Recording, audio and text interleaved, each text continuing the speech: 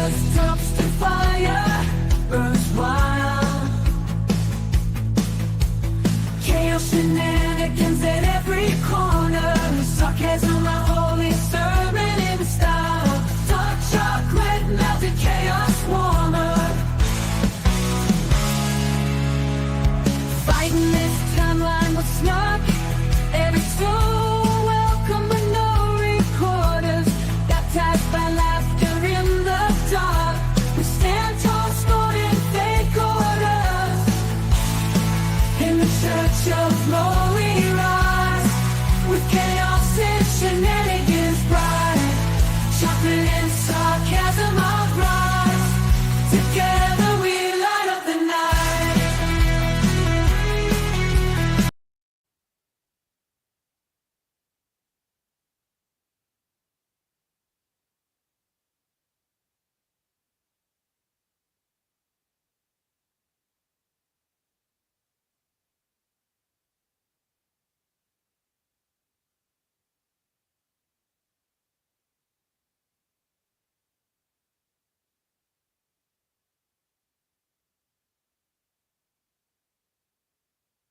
Love of all that is Cheetos.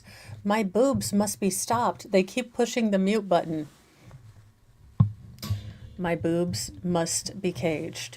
And they are, with an underwire and everything. But they still manage to screw up the situation. It's a good thing. Yeah, I'm like Dottie and Dottie's sister. You know, good Lord. To, Today is the Mondayest Tuesday ever. And I swear it is, my boobs hate this mic. I think it's because the mic generally is in the way when there is boobage in the way. And they're getting very offended that they're not the centerpiece of everything. And I keep telling them that, you guys, you can age gracefully. We don't have to show you all the time. And they're in full share mode. They're like, show me I am here. So that is why they're against the mic, is my only idea. Just a little recap. This is Megan Boswell, one of her friends. Again, the state is kind of showing with this that Megan kind of went full force into this relationship with Hunter Preston, whatever his name, Chicken Shack guy. And he definitely, became the center of her world to the point where she was going in early, staying late, and telling everyone that Evelyn was, various sundry places, but she basically dropped everything for this guy, which is, again, a bad idea. But they were going through sort of Facebook messages and things like that where Megan was saying, I stay all hours just to be with him. He's a really nice guy. And her friend Bailey is encouraging to take the chance if he's a good guy. So that's kind of where we are in the state's case.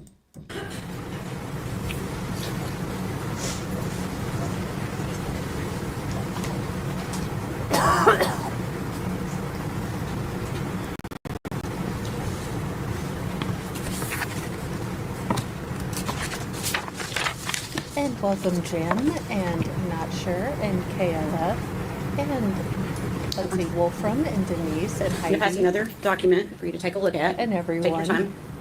It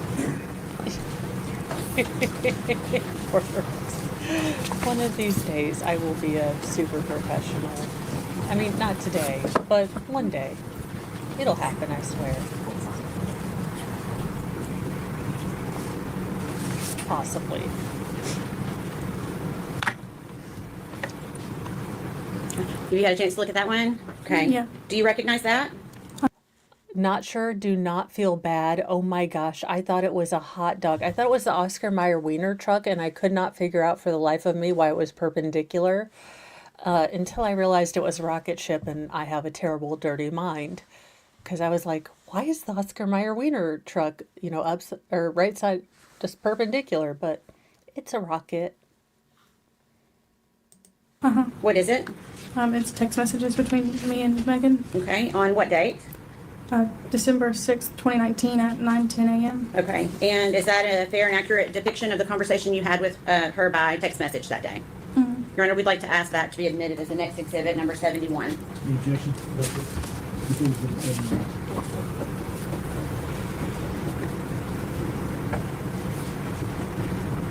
Yeah, I just have a good imagination, and I thought it was the Oscar Mayer Wiener truck after a bad accident. Thank you. Never said I was a normal person. Permission to publish? Yeah. Bailey, again, we're going to go through this just like we did the other ones.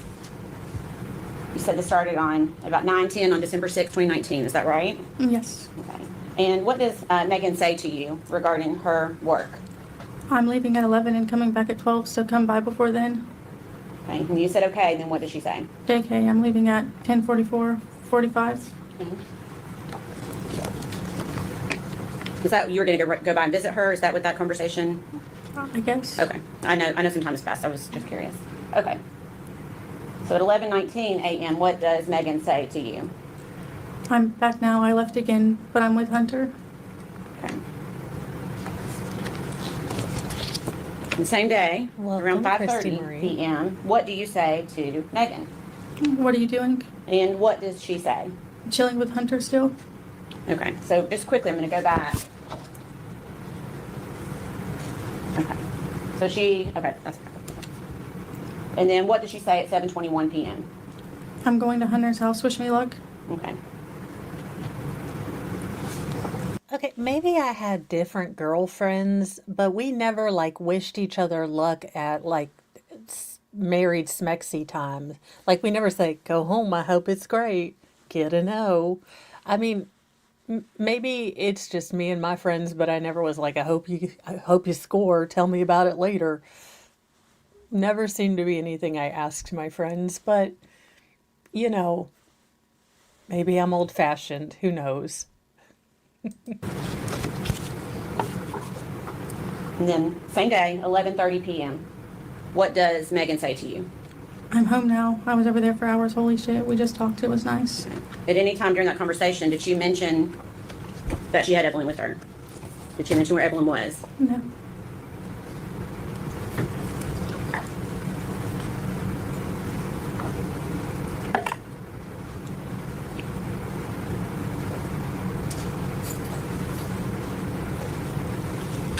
Why wouldn't you have all of this stuff pulled out of the folder ready to go? I do not understand this perpetual waste of time.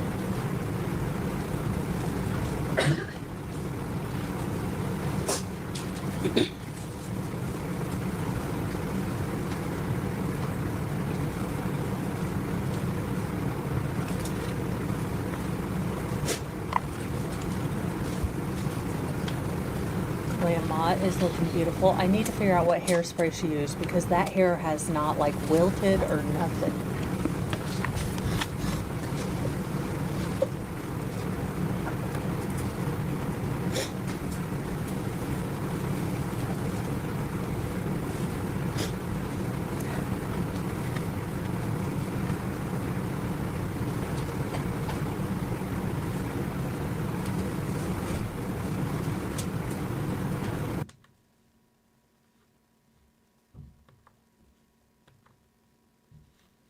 Gonna ask.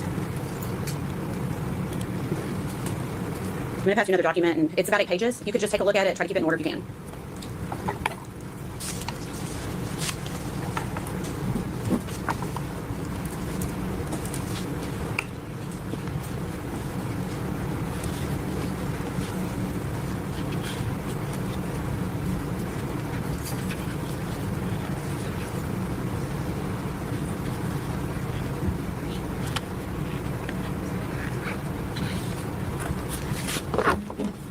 Okay. Do you recognize that? Yes. Okay. What is it? Text messages between me and Megan. Okay. I'm going to ask you to speak up just a little bit so we can fine. all hear you. You said it was text messages between you and Megan. Yes. Okay. On what date? December 7th, 2019 Okay. at 12:16 a.m. Okay. And is that a fair and accurate representation of your conversation with Megan on December 7th, 2019? Yes. Your Honor, we'd ask that to be admitted as Exhibit 72. Objection.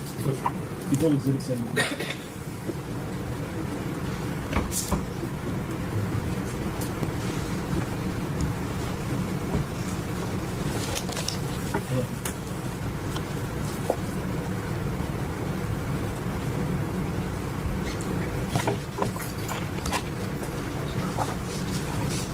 This one's a little bit harder to read because it's a lot of text on one page. So I may zoom in and then we can zoom back out, okay?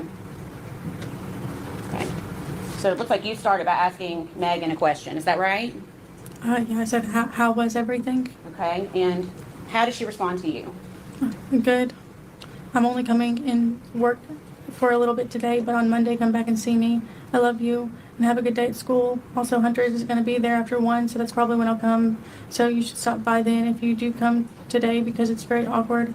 Him being like, don't charge them because even employees don't get free stuff. And I know this one chick doesn't like me because of it. Like yesterday, she was bitching about him getting to leave to go do business stuff, and then I left with him twice, and she was obviously pissed when I got back. Okay. I'm going to try to, let's see. You absolute muppet. Yes, she was upset because she was working the same job as you, but because you're allegedly blinking chicken shack guy, you get to go like to Costco with them and get a slice of pizza when you're supposed to be working. Yeah, I'd be a little salty too. Because, Megan, I'm going to throw it out there. Guessing by the appearance of your trailer and what, like the house that you are living in, I'm guessing cleaning. Like you're one of those employees that doesn't understand if you can lean and talk, you can clean and stock. So the employees have to move around you because you're freaking oblivious. So I can understand why she's salty. I would be salty too. But honestly, you probably are about as useful as tits on a bull, so I would have wanted to get you out of the store because you're just useless. So, to be fair, I'd probably be salty, but I'd still want you gone at the store so I could get stuff done and you weren't a useless appendix of a person. I have found that I'd much rather just do all the work than deal with a useless person. That's just me.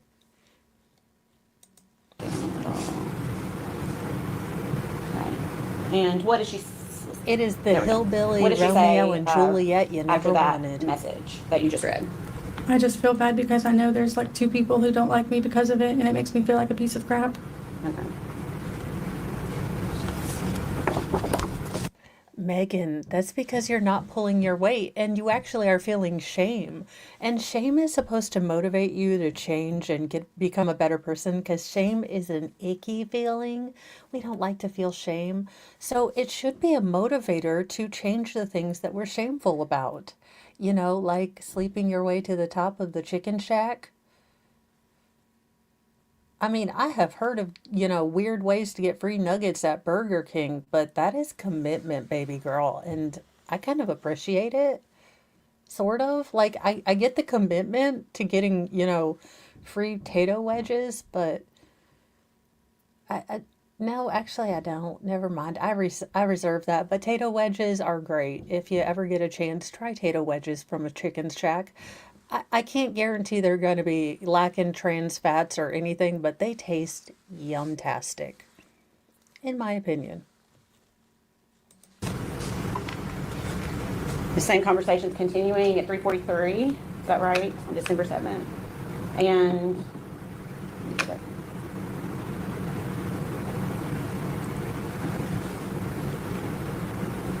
okay, so what does Megan tell you at 3:43 p.m. on December 7th? I'm riding around. Want me to pick you up? Okay, and what do you say? I'm getting food with Cameron. Okay, and what does she say? I can wait if you're busy. Okay. She indicated any time that Evelyn is with her, either on those messages or verbally to you in a different way that day. No.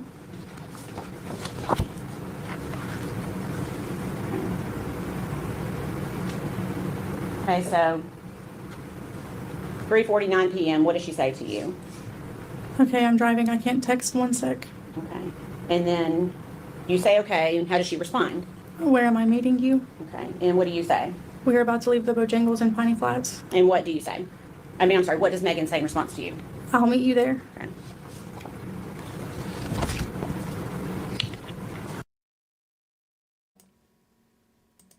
Okay, see, this is one of the reasons I can't watch movies with Mr. Mo because I have this tick where if things don't make logical sense, I have to point them out. But if they're saying that they're just getting ready to leave the Bojangles, why would she meet them at the place that they're getting ready to leave? I know it's a small thing. I know I shouldn't get caught up in it, but I swear things like that absolutely like put me at a standstill because I'm like, that doesn't make sense. None of this makes sense. And then the whole movie falls apart and I don't understand how Dune works. Because seriously and honest to God, okay, here is my Dune rant. If you are Duke Atreides and you know that the Emperor is a giant douche who's working with your concubine's grandfather, possibly, why are you going to step into a trap without, like, bringing the entire Legion with you? None of that movie made sense. He's supposed to be so strategery, you know, Duke Atreides. But then he walks right into a trap because he's honorable. Hell no, I'm taking missiles and nukes. Screw you, Emperor what's his face? Anywho, this is why Mr. Mo will not let me watch the third Dune movie.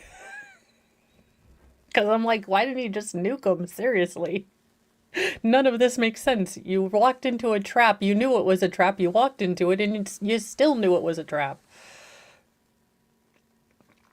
JKD Buck, I have totally been told, like, shut the hell up, just watch the pretty colors. And I'm like, I can't, you don't understand. I want to watch the pretty colors.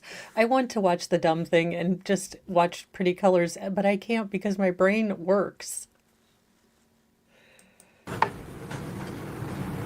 Still on December 7th. I'm going to probably zoom this one in too, just in case there's jurors who can't see it in the monitors. Okay. 4:08 p.m. What does Megan say to you? I'm here. Okay. Okay. Oh, sorry. And then you responded. No, how did you respond? Okay, I'm sorry. It'll be like 15 to 20 minutes. Okay. And what does Megan say in response to you? It's okay. Take your time. Thank you. It's just me. Evelyn's with Ethan's grandma. Okay. And had you ever known Megan to leave Evelyn with Ethan's grandparents prior to when she says it this moment? You'll have to answer I'm verbally. sorry. No. Okay. That's okay. Okay. And then do you recall getting this screenshot from Megan at 5:09 p.m. that day? Yes. Okay. And do you know what that was regarding, that screenshot? It was regarding a movie that Okay. they were going to go see. Okay. When you say they, who are you talking about? Hunter and Megan. Okay. And so that's essentially the movie times that they were looking at, is that right? Yes. Okay. And the movie is Dark Waters? Yes. Okay.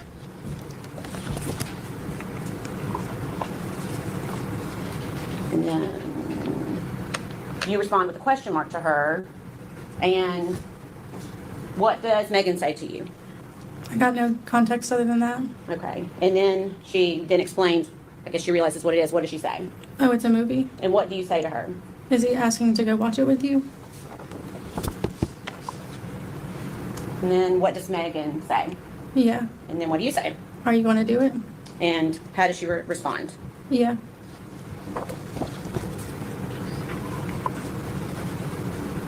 Is it your understanding at this point that are they or are they not in a relationship at this point? That's speculation. I'm asking if she knows. If she knows, she can answer if she knows. Yeah. Okay, Go ahead. To your knowledge, was Megan in a relationship with Hunter at this point? I'm not too sure. At a certain point in my mind, they were in a relationship. Okay. So your answer is you weren't sure at this point? Okay. Okay, Gen Alpha, Gen Z, explain this situation, dateship, relation hoozle that y'all have going on. Like, do you date? Do you ever form committed relationships or are you always in situationships? Like, there are days where Mr. Mo's breathing annoys the heck out of me. I mean, I love him to death, but just this whistle in one nostril about sets me off. But I so don't want to ever date again that I will stay with Mr. Mo regardless of nostril whistling. So I am trying to understand, what exactly do you guys do? Do you just boink until you find someone that you want to boink forever and then you call it dating? Like, what is going on with the dating scene? Because I am so confused. Do you swipe left, swipe right? Do you like flash each other all your goods on the first date? Like, what are the rules now? Holy God. JKD Buck, I won't sleep my way to the top of the chicken shack. I have standards. Just look at my hair. I get it. I get that, people don't want to put labels on things, but that seems so anxiety and so fraught with just all this emotional turmoil instead of laying down, okay, are we like just F buddies? Are we, potential dates? Or what are we doing here? The the unspoken lack of boundaries or setting up boundaries. Look, Gen Alpha, Gen Z, sit down and think about what is important to you. And then, don't let anyone push those boundaries away. Don't settle for a situationship if you want a relationship. Don't go for guys who want situationships or gals who want situationships. You're probably not going to find good relationships on, Tinder or hookup sites. I don't know how you meet people. Maybe prison pen pals at this point might be safe. I don't know. Look, they're behind bars, and if it ends, they're still behind bars. So that might be the safest route to go. Allegedly, I am just joking. Do not write prison pen pals for love. It would probably go way wrong, and unless you're sponsored by TLC, do not make that choice. All right, so December 7th at 5:17, we're continuing on with that same conversation. What does Megan say in regards to the movie? He didn't even ask. He just wanted a time. Okay, and what did you say? Could have left him on red or made up an excuse. Okay, and what does Megan say in response to that? I like hanging out with him. It just threw me off guard. Okay, and then you said that would catch me off guard too, and how does Megan respond to you? Everyone that works with us keeps asking me if we're together, and when I say no, they don't. They'll.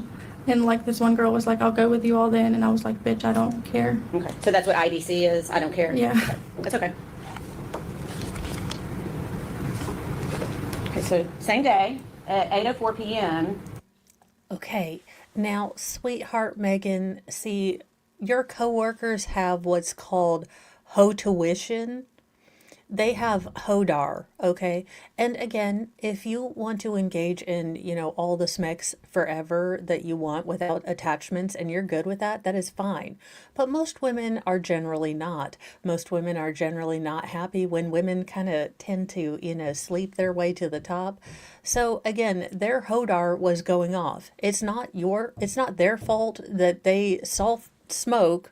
They smelled burning stuff and something was on fire. They were just, regular everyday Sherlock Holmes.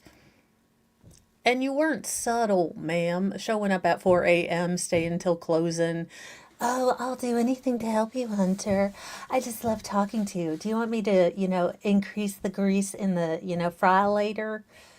I mean, let's be real. Megan was not subtle if we have seen anything about what she does and her maturity level. She is the maturity level of, a 13-year-old girl with her first crush. Like, I like it. She's like, oh, I just spilled some grease on me. Can you get some aloe? Like, I'm sure she did the bend and snap, like, oh, I'm sorry, sir. I just dropped, a cup. Let me pick it up. And she did the bend and snap. It's hodar. Ma'am, we have it. We can tell. We don't judge because we are queens and we straighten other people's crowns. So if you would like to be a hoe, you are totally fine with your hoism. We're good. But we have it. We can tell. So, you're not fooling anyone. Oh, I'm just a real good employee. He just needs my help at the Costco. You have no idea. He doesn't know how to get a membership or nothing. I just help him. And then we get a big old, slice of pizza and we just eat it like, Lady in the Tramp with that little piece of cheese just hanging off. Go, who in the hell are you? For the love of all my holiness and unholiness, ma'am. I don't understand why people are just mean to me. Have you? Again, I hate to pull out church lady, but, sweetheart, have we looked in a mirror? Maybe it's Satan. Maybe. Maybe your loins are afire because Satan has, cursed them.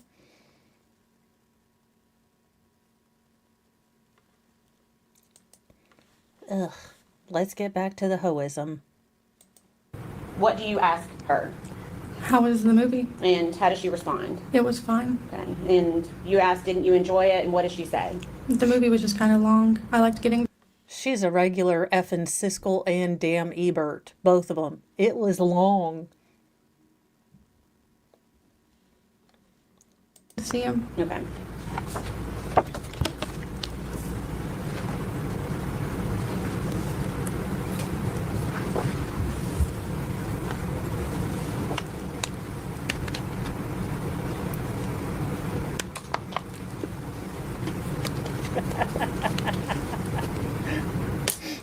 Y'all, why did I have the commercial come in with that little blonde toe-headed kid that's like, it's shake and bake, and I helped. And here's Megan like, it's shake and bake, and I helped. Welcome to the Petty Express, where we take detours into Mo's mental fig Newtons of her imaginations. But let's get back to the trial.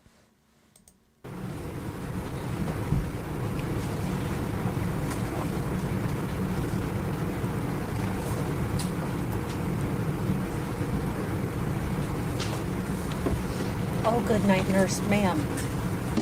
With a quickness. Some of us have bills to pay. I'm just kidding. I mean, some of us have wigs to buy. Passing you 3 pages. Take a moment to see if you recognize this.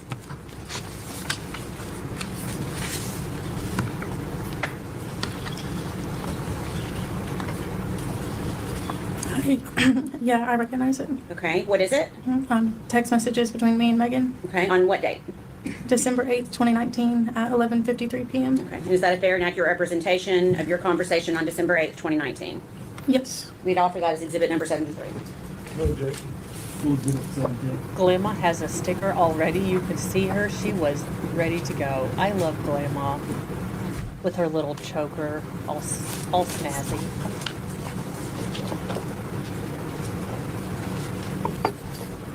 Permission to publish, Your Honor.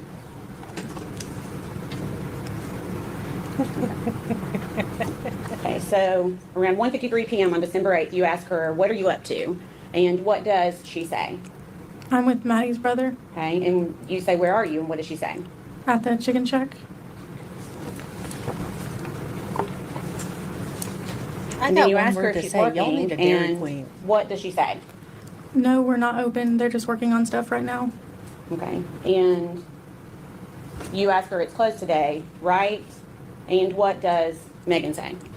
I'm just chilling. Okay, and then you say not with Hunter? And then how does she respond? No, he's here. Okay.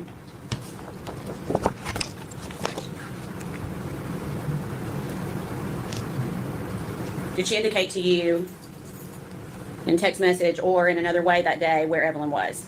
Okay.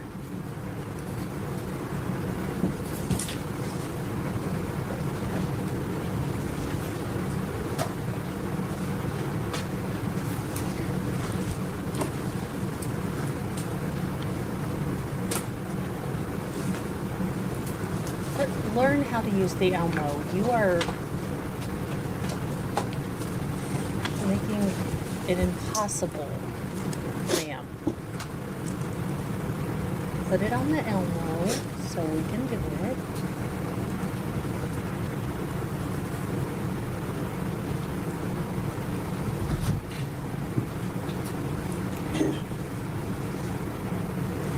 I always feel like Adam Sandler with like Today Junior. I never realized it, but I read incredibly fast. So I would get so very like just irritated and upset with the kids who took for forever because I was already like 15 pages ahead of them. I would read my whole textbook like within the first week of the year because, again, weird as hell and nerdy. But it always tortured me that people take so long to read. And I never realized I read so fast until someone had to tell me to slow down. So it really gave me a different perspective because I didn't realize that everyone didn't read as fast as me. Which I don't know where the story is going, except for the defense attorney is taking for freaking ever, even at 2.0. What the hell? It's not the Sanskrit, it's not the Dead Sea Scrolls. Come on, it's text messages.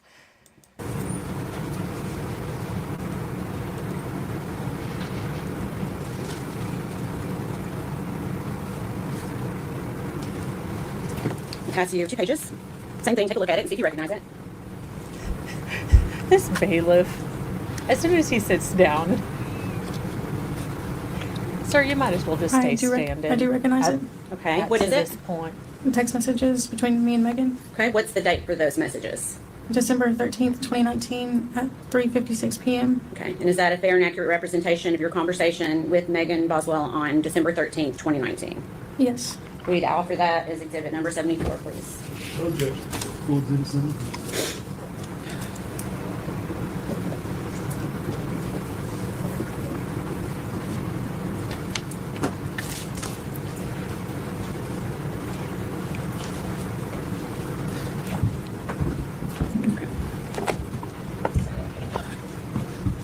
Permission to publish, sorry. Okay. Okay, so this looks like Megan is sending you a few messages on December 13th. Can you read us the messages out loud, please? His dad drove his car to work because his dad has a flat tire. I left his house early, and this was what he sent me when he finally woke up. Okay, and what did she say after that? It wasn't anything like good morning. It was get out out of the Lexus and come scoop. Okay, is she indicating that they spent the night together, or do you know? I don't remember. Okay, so on December 13th at 5:06, what did she say? Will you ride around with me? Okay, and then what did she say after that? I'm upsetting spaghetti. Okay.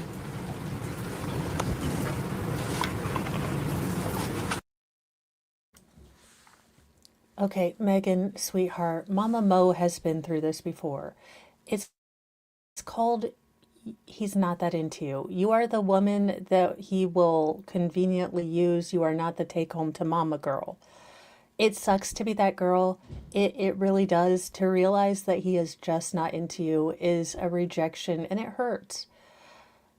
But he is not that into you. He does not know. He has shown no, care other than you're convenient. And you're doing things for him to try to get him to like you. And look, if this was the only dumpster fire in your life, I would be willing to give you counsel. But you are a hot garbage mess all over the place, so I really can't help you with your romantical relationships as per se, because I am a chaotic neutral source of, goodishness. But if you are in a relationship where you keep giving and the other person is either not reciprocal or treats you as a convenience, then you need to decide if you are, willing to accept this or you want to move on. So that's my only thought about that. Again, you accept what you accept and, put boundaries up if you're not happy. Change your boundaries, change what you accept to change your life. And that is my Oprah moment. And yes, this is the most inefficient courtroom, and Mr. Mo is taking down youngest, most feral's bed, so there is going to be noise and all the ratcheting and such.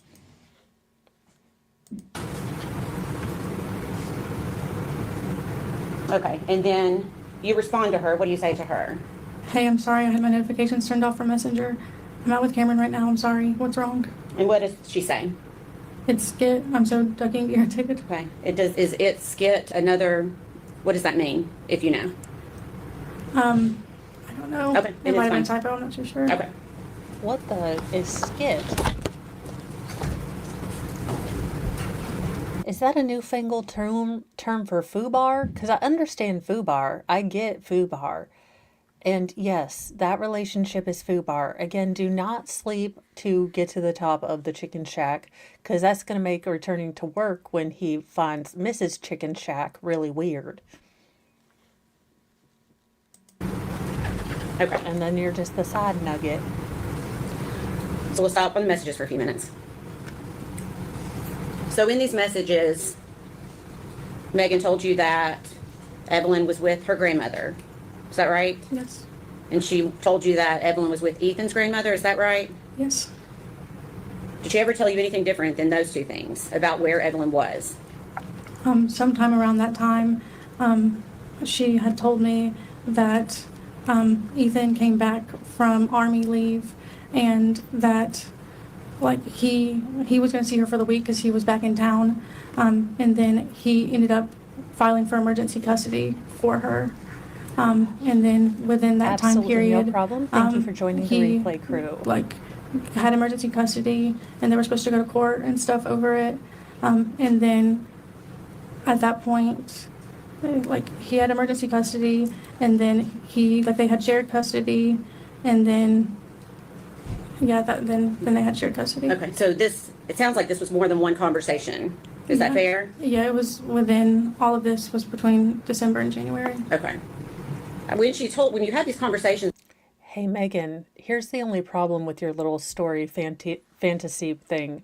Generally, when you do go to court and someone does get emergency custody, there's all these like papers that a real judge signs. So, you could have gone the full Letitia route and actually printed out some papers, Adobe'd them, and, gone that way, gone a full, what's her face who's always faking her pregnancies and telling dudes that she got pregnant from a mouth hug? That crazy woman. You could have gone full that lady. But instead you went, well, half-ass on, well, actually, no. You did like 10% of a half-ass job to kind of cover your tracks. So, yeah, that'll get you caught. with her, did she seem sad? Not particularly. Did she seem worried about Evelyn? No. Did she seem scared in any way? Thank you. No. What was her demeanor during any of these conversations? It was just always matter of Chat fact. to the and, rescue. Y'all know like the the- names. We are the like perfect the answer, duos. just that was the answer. Okay, let's see.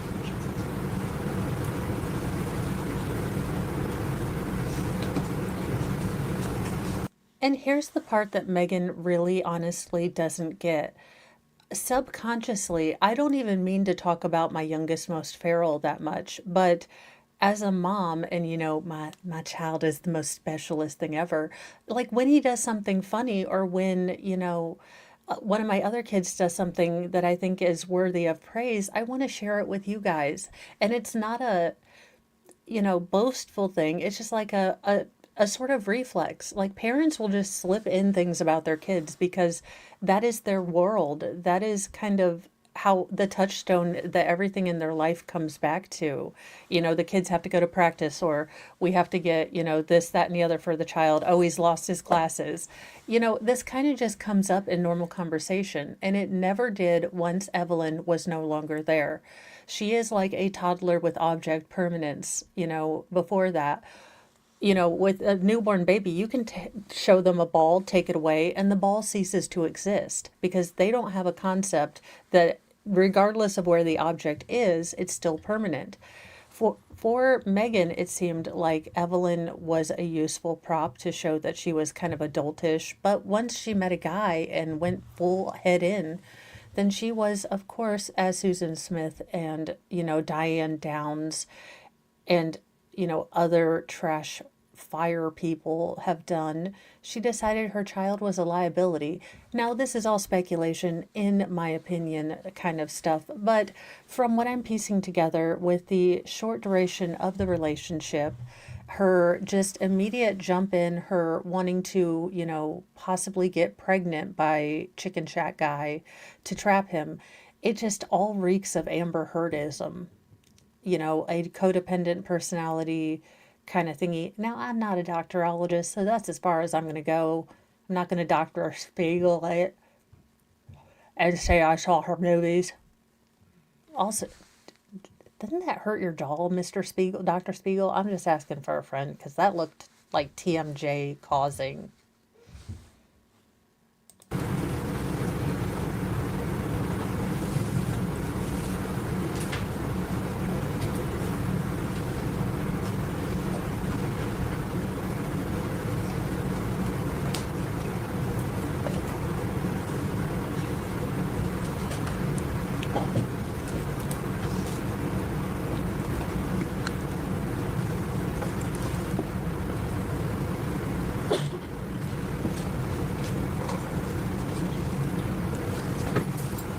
A few more messages. I believe it's about 4 pages. Ah, Take a look at that and let me know if you recognize that. I was trying to write down some notes, daggone it. And then you turned into a daggone chipmunk. Yeah, I recognize it. Okay. And what is it? Text messages between me and Megan on December 14th, 2019 at 1:09 p.m. Okay, and is that a fair and accurate representation of the conversation you had with Megan on December 14th, 2019? Yes. Okay. Your Honor, we'd ask that be made exhibit number 75. That's it. Includes it, 75. This courtroom is state of the Well, art. I'll wait for that document to come back. When she was telling you about this emergency custody, did she ever show you any paperwork or anything No. confirming that that had actually happened? Any court paperwork or anything? No, she I didn't. mean, what's court paperwork? Permission to publish, Your Honor. I'm trying to make this one a little bit bigger for the jurors. Okay, so on December 14th at 1:09 p.m., what does Megan say to you? I'm going to go ahead and head your way. Take your time. I'm just sad without Evelyn, knowing what Ethan's done, and I hate going home, seeing her stuff there and not her, you know? Okay, and how do you respond? Okay, I'll take things that never happened for 800, Alex. Things that never happened for 800. Yeah, right. She didn't even have anything for her daughter but a brand new outfit that was still on a hanger and a couple of, plaster Christmas ornaments. Sure.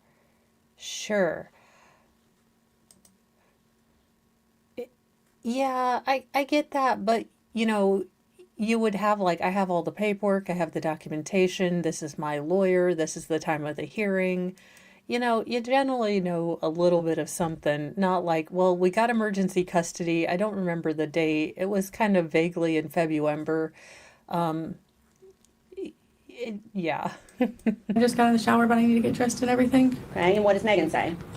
It'll be a second before I'm there. Like I said, take your time. I'm just avoiding going home. Like I was fine before. It just hurts knowing I can't see her than having to look at her stuff. Okay. And then about 10 minutes later, what does she say to you? Yeah, Birch is here. Okay, and then what do you say? I'm sorry, I'm about to be ready. Okay.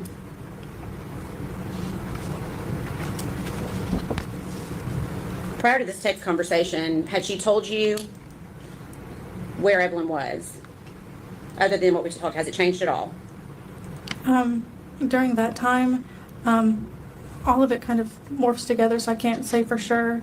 But during that time, it was around the time that she said that Ethan had gotten emergency custody. Okay. Did she say when she was going to be able to see Evelyn again? She said that the court date was going to be in January of 2020.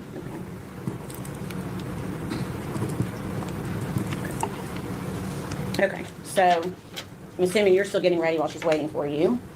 And then at 1:31 p.m., what does she say in response to you?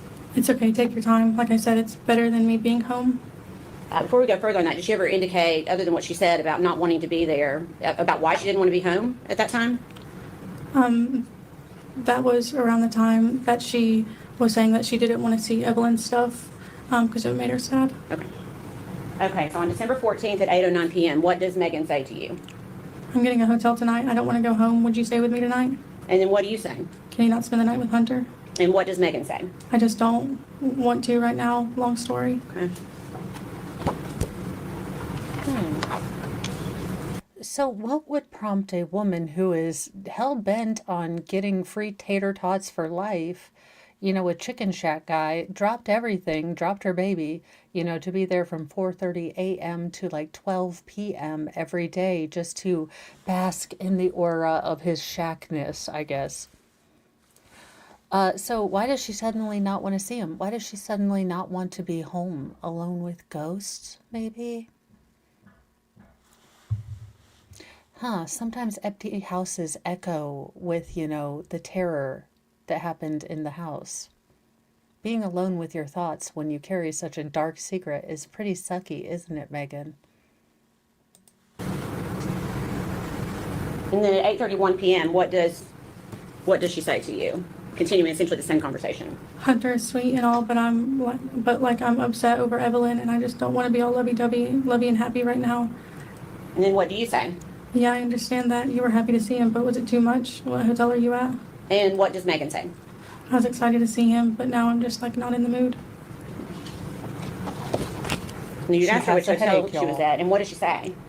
Equinol Lodge. Okay. And then did she say, just read us the last two messages if you don't mind. Well, right now he started hugging me and stuff, and I just have a lot on my mind. I don't want to be all I think I upset him when I left, but I didn't mean to.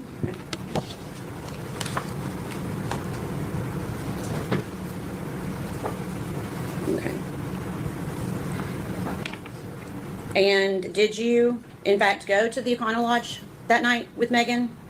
Yeah, we went there and spent the night with each other. Okay. And how was she behaving that night? Just kind of tired and like dissociated. Like as soon as we got there, she pretty much just went to sleep. Okay. You said dissociated. What do you mean by that? Just normally, it's very talkative and, carrying conversation, but Sweetheart, that's not what disassociated mean. Disassociated would mean somewhat like an out of body experience. You are dis or not associated, connected, or in together or in harmony with your body. So disharmony, disassociated. That's not what that means. But I'm glad that the lawyer had her clarify that, because those mean dramatically different things. She was acting out of character, not talkative, things like that. It sounds like she may have been under maybe drinking or depressed. I mean, yeah, and she might have been depressed and said disassociative or disassociated. I can't imagine the stress of having to go up here knowing what your friend possibly did and, trying to remember 5 years ago. You're obviously not the same person. You might be slightly embarrassed with some of your associations in the past. So I'm not going to ding her for the wrong word, but I am glad that the lawyer did clarify what she meant by that, because it really could have meant something very different to a juror had she not clarified it. that time it was just kind of like, she didn't really say much, and then she just kind of went to bed, and then I stayed up a little bit later. Okay. Did she seem upset? Not upset, like tired and kind of out of it. Okay. Was she crying? No, Okay. Did she seem worried? no, Did she seem scared? no. Okay. How long do you think you hung out that night?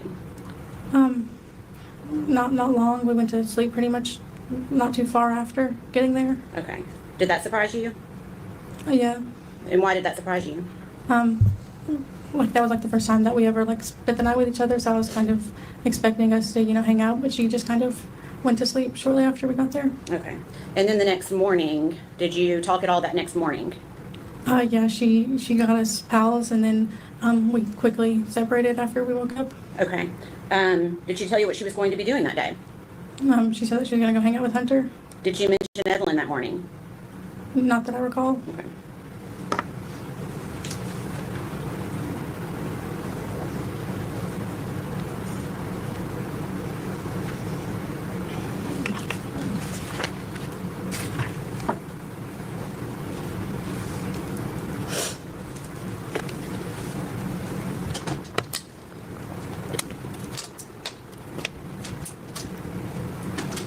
At least the bailiff is I'm going to give you 2 affable. pages. Same thing. Just take a look and see if you can identify it.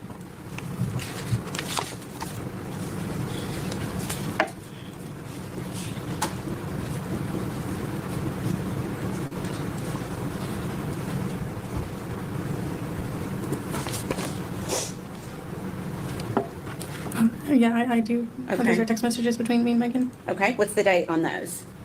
December 15th, 2019 at 5:26 p.m. Okay. Is that a fair and accurate representation of your conversation with her on that date? Yes. And then we'd like to ask that to be made exhibit number 77. Any objection? I'm sorry, 76. I apologize. 76. I'm sorry. 77. This bailiff is getting his cardio. He should be wearing a Fitbit. Permission to publish. I'm going to have to try that. So this is the next day, is that right, from the conversation we just looked at? Yes. Okay. And what does Megan say to you at 5:26 p.m.? Do you want to get dinner with me? And what does she say next? I want Olive Garden. Okay. And then you respond to her, and then who does she say she's with at 5:31 p.m.? I'm with Hunter right now. Okay.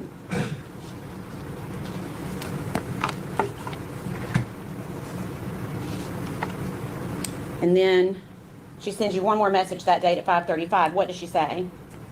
I'll let you know when I'm not at Hunter's. My car is at the shack and I'm at his house. Okay. I thought you didn't want him loving and touching on you because you were all sad about Evelyn. Make it make sense, sweetheart. Stick with a daggone, story here. Now she just needs his love and support and chicken grease.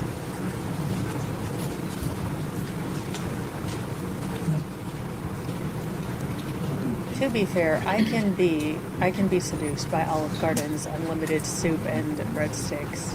Salad, miss me, but Mr. Mo likes it. Actually, I might take him on a date this afternoon to Olive Garden because now I'm hungry for Olive Garden.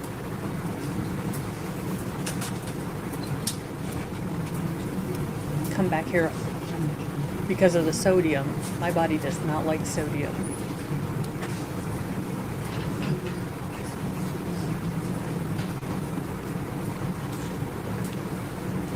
Good night, nurse. How long does it take you to look over a couple text messages? Bless your heart, but I'm dying here.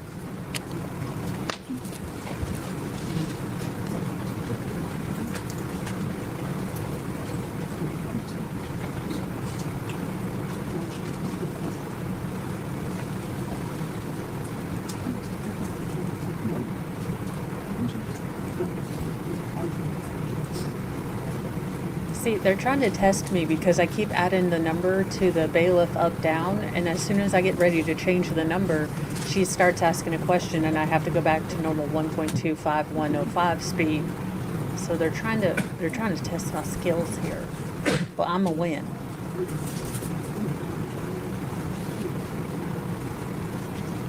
They will not defeat me, just like Shia LaBeouf. I'm united. He will not defeat us.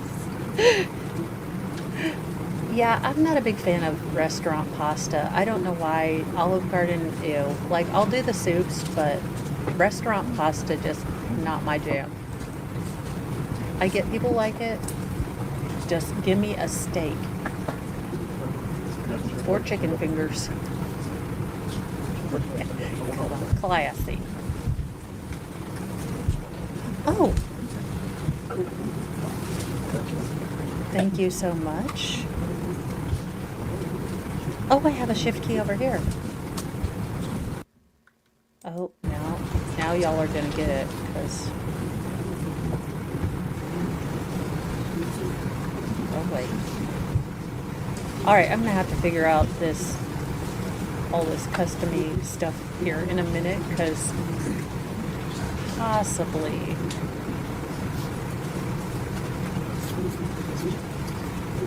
Hey, I feel ya. I look at the sales stuff.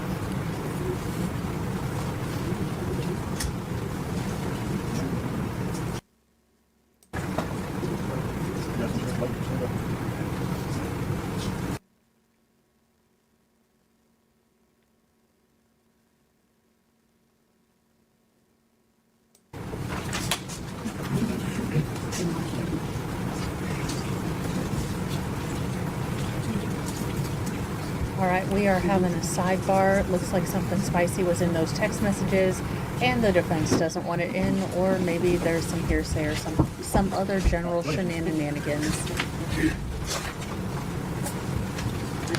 Oh wait, no, we're backinating. And we see the exact moment the defense attorney is trying to update his LinkedIn account and take this trial off of it. Oh, I kid. I'm sure he's saying he did a wonderful job. Okay, so at this point, Megan has been telling you Evelyn's not been with her for a couple of weeks. Is that fair? Welcome, Yes. Erica. Okay. Do you remember when Megan moved out of the trailer that she was living in with Evelyn? I don't remember her directly moving out, but I remember her staying with Hunter. Okay. How often was she staying with Hunter? Oh, I couldn't say. Okay. Was she telling you this, or how did you know this? One time, I think she picked me up from Hunter's, or I picked her up from Hunter's, but I saw her leaving Hunter's, and then she was telling me that she was staying with him and stuff. Okay. Was she still staying at her trailer, or do you know? I don't know. Okay, all right. And do you remember going to Knoxville with Megan in December to visit your friend that had a baby? Yes. And what was that friend's name? Audrey. Okay. And did you and Megan ride together? Yeah, we both went together. Okay. And was Evelyn with you? No, she wasn't. Okay.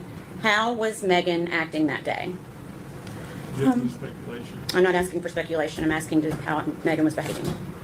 Refund. Okay. What was her demeanor like? It seemed kind of all over the place and like erratic. She kept repeating herself and kept saying that she loved us while we were there visiting Audrey. Okay. Was that how she normally behaved? No. You consider that out of character? Yeah.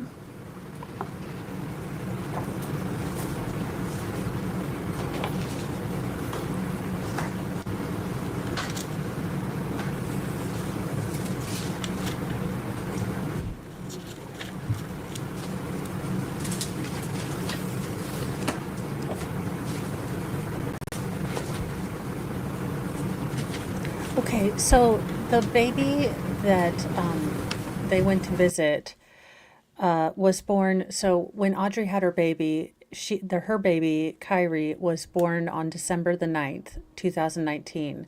Now, the last day that anyone confirmed that they saw baby Evelyn was December 6th. So this could possibly be 3 days after whatever tragic incident happened. So this would explain the extreme deviation in character. Oh, thank you. I'm writing this down, you guys. You would think I would be a professional, but you know, it's coming along. I definitely need an assistant. Definitely, Rain Man. Thank you all so much. I will try those. I am learning all the new things. Sometimes this is going to be an S show, but we are going to figure this out. Possibly with hilarious and curse wordy consequences, but we are going to try this out.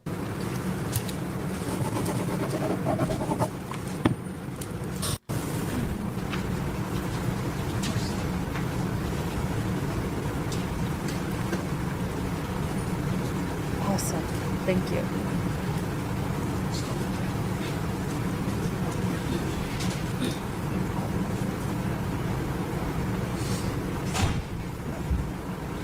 I love that we share collective knowledge in chat.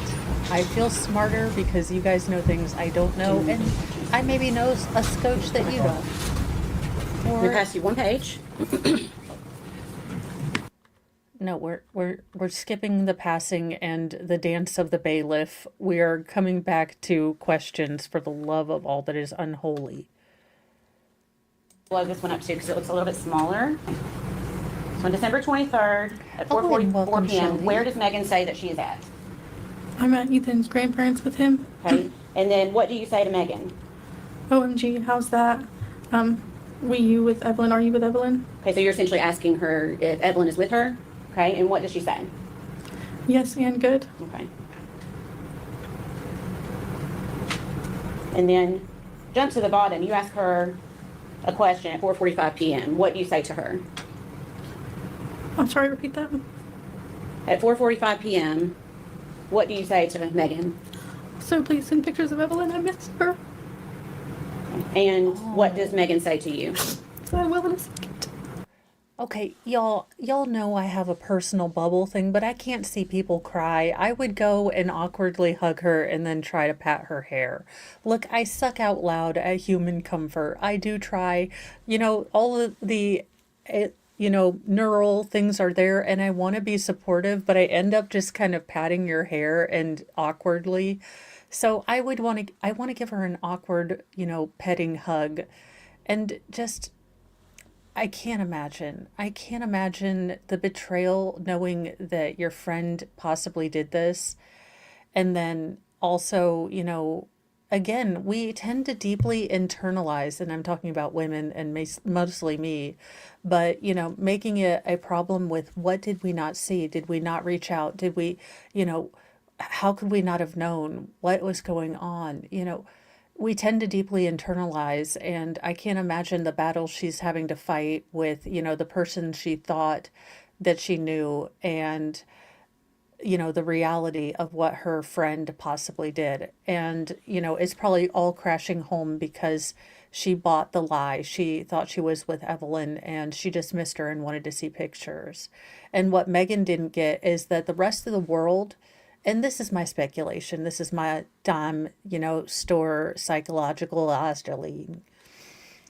Megan saw Evelyn as a prop. And babies are cute. I mean, they're demanding. But for the first couple months, you can basically love them, hold them, feed them, and then put them down, and they stay where they are. I call that the lumpy potato stage of babyhood. It's it's the nice part. It's the part where they don't move and try to get into everything. They're not danger finding machines. But Evelyn was at the point where her little personality was going to start coming out. She was going to learn that magical word no.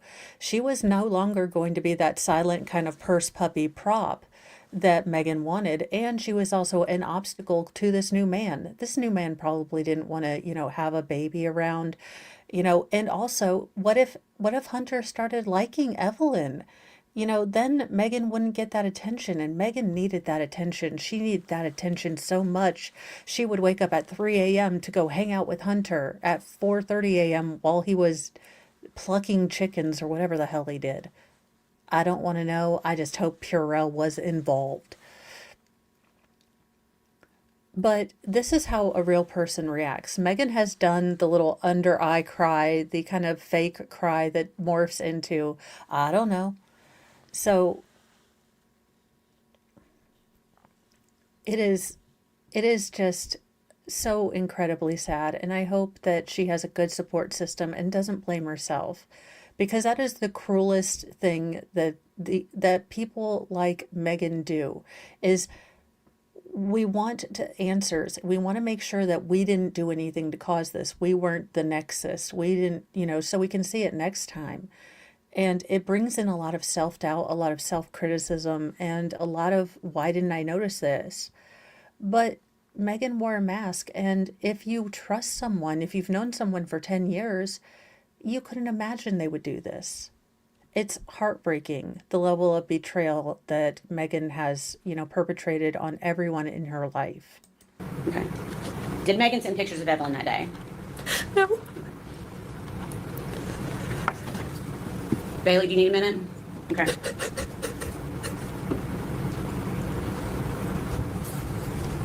You have water? Okay. And y'all, I'm going to tell you now, I am a full fan of using my logical thinking part here instead of my emotional Jesus table flipping sort of heart here. But this affects a jury. And if Megan isn't going to go on the stand, and the only people that they see cry, convincingly break down, are not the mother, not Megan, again, this is a hard row to hoe for this defense. And things like this, it's going to be hard for a jury not to remember this. They might be told, again, ignore this, but they're human. And this is not a good look, especially when Megan has only put out, and then one of these things right into Sarah Boone hair gel. So I use White Rain. I don't fuss around with snot. I have hair gel. There's tissues up there if you need them, okay?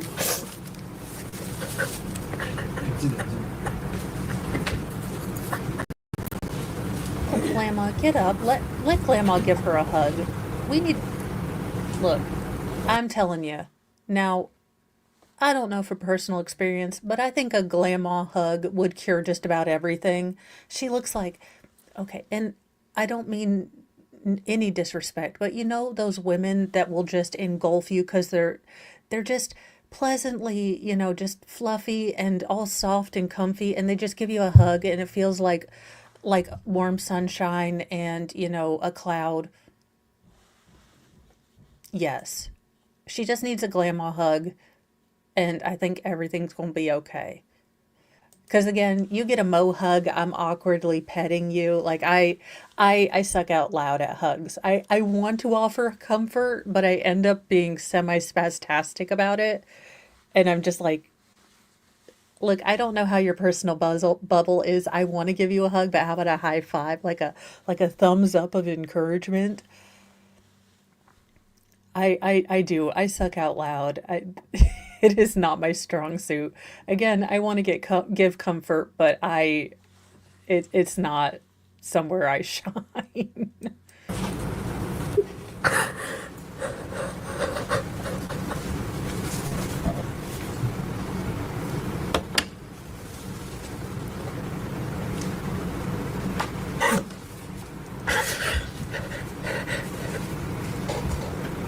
Bailey, you want to take a break, or do you not. think you can go on for a few minutes?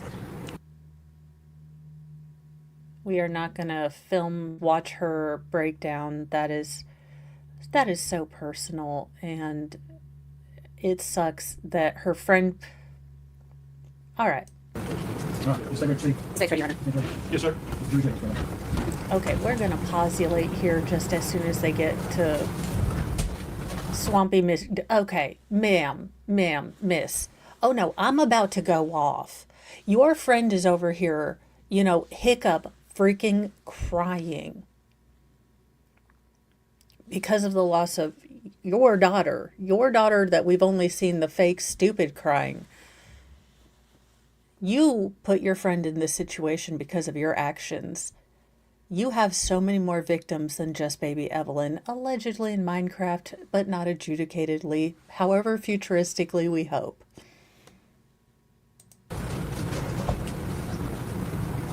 One second, please.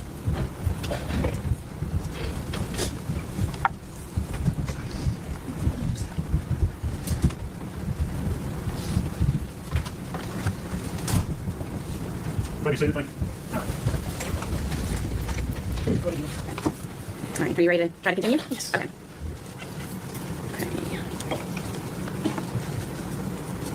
So we essentially ended before we took a break around December 23rd of 2019. And we talked about that. Did you continue to hang out with Megan after December 23rd of 2020? I don't remember any specific dates, but we hung out a lot, so I would assume so. Okay. Do you remember learning that, do you remember hearing that Evelyn had been reported missing at some point? Yes. Okay, so you're going to have to speak up, I'm sorry. I'm sorry, yes. Okay, and how did you learn that Evelyn was missing? I found out on Facebook. Okay. Had Megan told you at any time? I know. Okay. All right.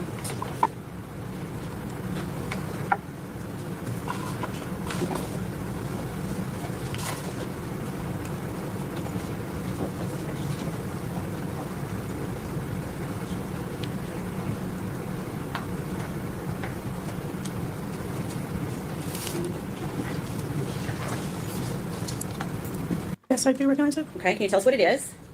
Messages between me and Megan on January 9th, 2020 at 1:55 a.m. Okay, and is that a fair and accurate representation of your conversation with Megan on that date? Yes. Okay, we'd like to offer that as exhibit number 78.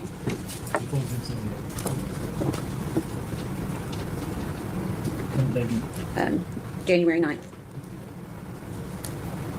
Permission to publish? Let me make sure I got that. Okay. So what question do you ask Megan on January 9th of 2020? When was your court date with Evelyn? I know you said it was January. And what does she say? And tomorrow. And then what do you say? Where's Evelyn right now? Still with Ethan? And what does Megan say? Yeah. Okay, and what do you say in response? Also, is Ethan not back doing Army things? I know a lot of people have left for Army stuff already. I just don't understand how he can have custody if he's literally going into the Army. Okay. And then what does Megan say in response to that? Bailey makes a cogent point. No, you cannot be, active military single parent with full custody. They might have changed it, but in 2022, or not 2002, when I was a basic training flunky, plenty of moms had to sign custody over to their family members in order to join. Now, I don't know if that's still the case. Look, my family is military, but they tend to start talking in acronyms, and I float away to whatever squirrel tangent I'm on. So I'm going to be very real with you that I probably don't know all the policies right now. But no, you cannot take your baby to basic training. At least, not that I think. I don't know. It's retreated. I don't know what he is or isn't doing. He won't speak to me. I talked to him once on New Year's. Okay. Is she talking about Ethan? Yes.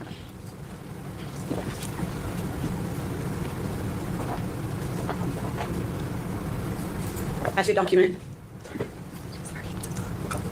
And ask if you recognize that? Yes. Okay, what is it? Text message from Megan on January 20th, 2020 at 12:35 a.m. Okay, and is that a fair and accurate representation of that text message that you received from Megan? Yes. On that date? Yes. Your Honor, we'd ask that be made exhibit number 79.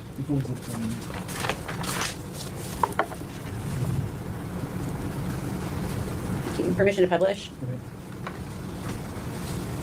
On January 20th, 2020, what does Megan tell you in this message? Went to Bowling Rock today. The Blowing Rock? Yeah, Bowling Rock, yeah. Sorry, I'm making work. Okay.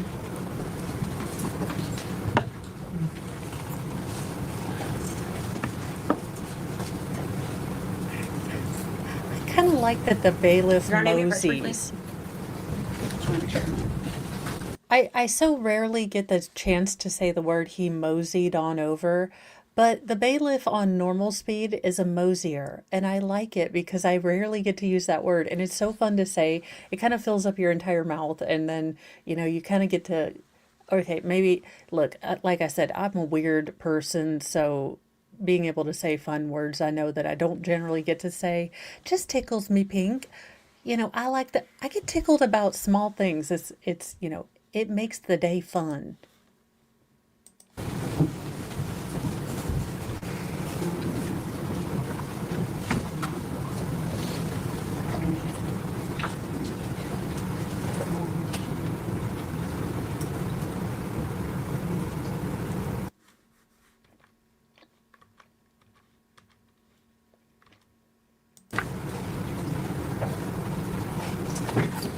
Pass you 2 pages.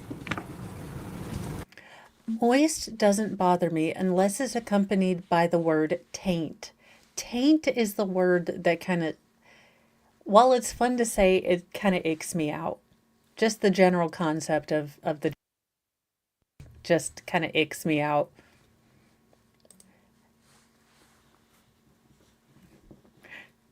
Wolfram, correct. At Basic and AIT, you have no time. Once you go to your next post, you have to get through the process of getting dependent housing before you can move out of the barrack. Again, I'm fine with moist. It's taint that I think needs to be eradicated. Although it is a fun word to say, and every time I say it, I want to giggle a little. So maybe I eradicate no words because, you never know what's the one little word that's going to make someone giggle. Same thing, just take a look and see if you recognize it. And now I have that song in my head. Oh, yeah, I Thank do you. recognize the text messages. Coneheads. Okay, and is there a date on those messages? January 24th, 2020 at 5:51 p.m. Okay, is that a fair and accurate representation of a conversation with Megan Boswell on that date? Yes. Your Honor, we'd ask that be made exhibit number 80 for the date of January 24th, 2020.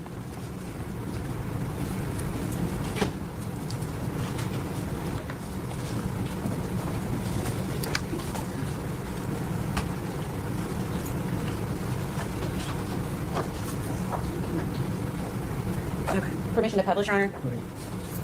I have big news. Me and Hunter may or may not be expecting a small human. We are. It just sounded more mysterious. Okay, and then what do you say to Megan? Speaking of small humans, how's Evelyn doing? I know you said you get to keep her every other week. And then what does Yeah, Megan where's say in that current response? baby you already She's have good. and not I mean, that it's not fictional good. fetus? And then what do you say to Megan? I want to see her. When's the next time you'll have her? And what does she say? I'm picking her up next Monday after my appointment. And then what does she say to you at 6:02 p.m.? I'll fight Hunter if it's a girl because I want a little boy so bad. And then what do you say in response? A little boy would be nice because then you'd have both.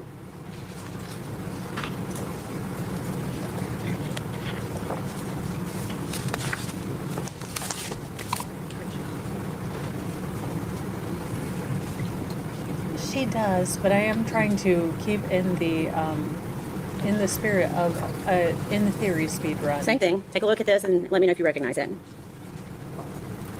Yeah, I do recognize it. Okay, what is it? Text messages between me and Megan on January 29th, 2020 at 1:59 a.m. Okay, is that a fair and accurate representation of your messages with Megan on that date? Yes. Your Honor, we'd ask that be made exhibit number 81.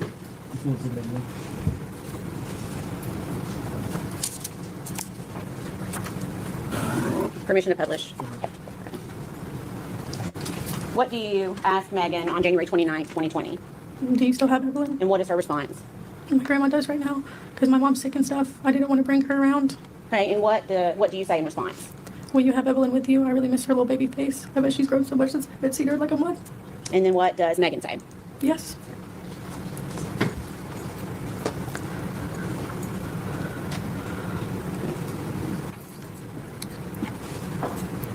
January 2020. Have you seen Evelyn at all during the month of January? No. Did you see Evelyn at all during the month of December of 2019? No. Okay. How are you feeling at this point? In January 2020, how are you feeling? The relevance.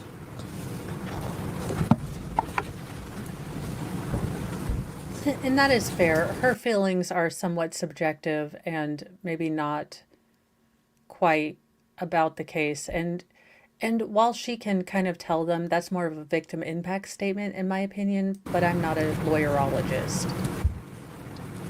Permission to publish. And would this have been, would these messages have occurred after you found out that Evelyn was missing? Yes. Did you say yes? Yeah, sorry. Okay. Okay. What do you say to Megan at 2:46 a.m. on February 22nd? I just got out of control. Did you tell me you didn't have her if she's sick? If he's sick, he still hasn't seen her since December. I hope we can find her. I think I just to see her.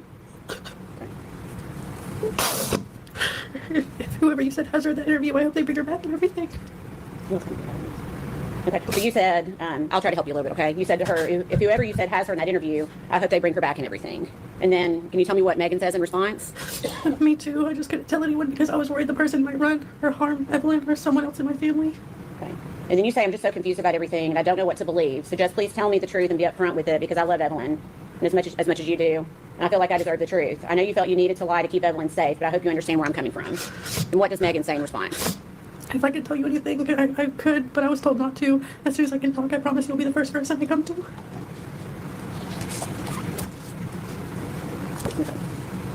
The conversation continues.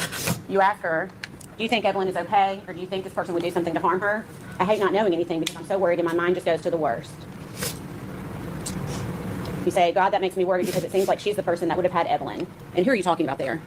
Or do you know? I'm not too sure. Okay. If she doesn't have her, then where would she be? I'm hoping the person isn't your mom because I just don't get why she'd take Evelyn and wouldn't let you see her because I never saw her. And then you say, are you and Hunter okay? Because everything he's saying to the news is false. And what does Megan say? What do you mean everything he's saying to the news? He's kind of got threats to the business and everything. And then he said y'all weren't serious and that you guys were on and off. You never told me you guys were on and off, and I thought you guys were pretty serious. And what does Megan say? We were definitely living together and shit, but he did that so people would stop giving him death threats or whatever. Okay. And you say, are you guys okay though? Is he being a support to you through this, or are you guys not in contact right now? And what does Megan say? No, we've not. Okay. And then you say, I hope everything is okay between the two of you since you've been through a lot, and this is a lot. Then you ask her, did he, are you talking about Hunter? Yes. Ever see Evelyn? I know at the beginning he never saw her because you wouldn't let him, but after that, did he ever get to meet her? You never told me. And what does Megan say? I'm not getting into that for Hunter's sake. And then you ask, when is the last time you saw Oh, well, I'm so glad this heifer is willing to take up a sword and be a white knight for her, chicken shack man, but can't give any evidence or any information to find her baby. Ew. Just ew. saw Evelyn? And what does Megan Like, say? I'm going to I protect can't my disclose that man. either. Okay. And you say the police are saying that the babysitter saw her last on December 10th. Did you see her on the 26th, like in the original Amber Alert? And what does Megan, let me make that smaller. What does Megan say? I can't disclose that. Okay.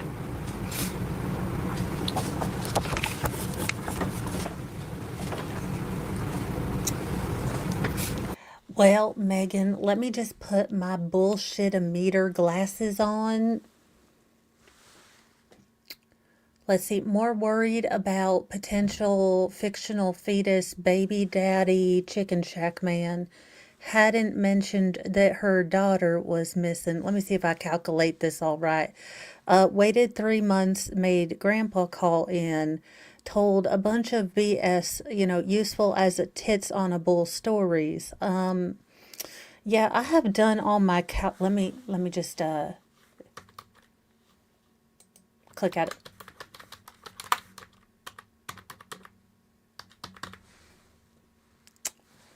Yeah, we're coming up with a 100% cahoot and dumpster trash behavior.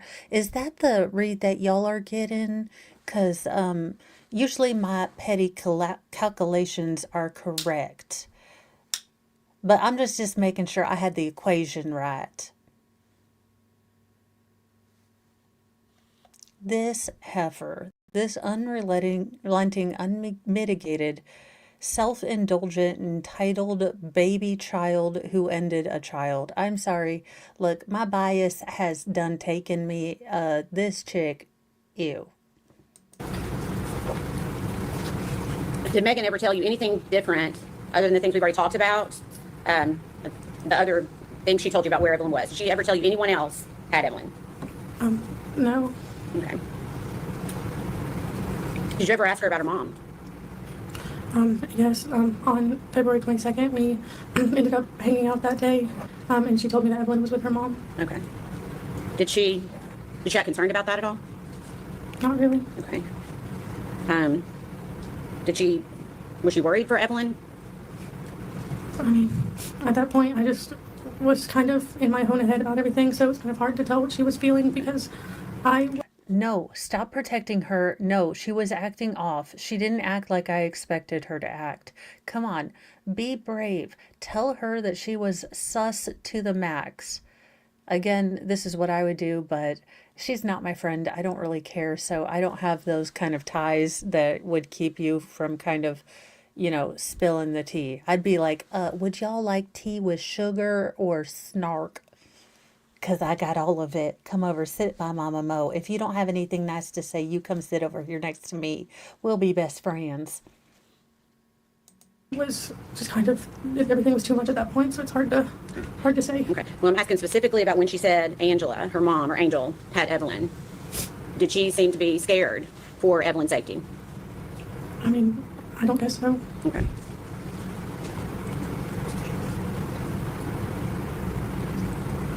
Now, she does seem very monotone, and then she kind of breaks out into crying. And I think the monotone is her kind of her way that she just goes into her head and just looks at it without any emotion, because if she allows any emotion in, there's going to be this wave of grief. There are moments where your grief, your situation, whatever you're grieving, becomes concrete. It becomes a real thing that you can no longer ignore, that you can no longer put off, and it's staring you right there in the face, right in front of you, big, fat, and ugly, and it's there, and you're going to have to deal with it. And I can imagine sitting in a courtroom and being faced with the reality of what your friend did, where Evelyn was found, and all that would have to be such a big concrete brick on your psyche. Again, this just makes it real. And I can imagine that her kind of being monotone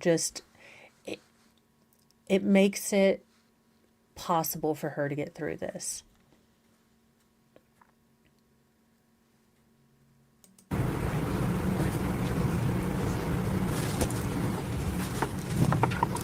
I didn't watch that trial. I will have to. I'm thinking of doing some Petty Express on my own time trials. So that might be one I look at.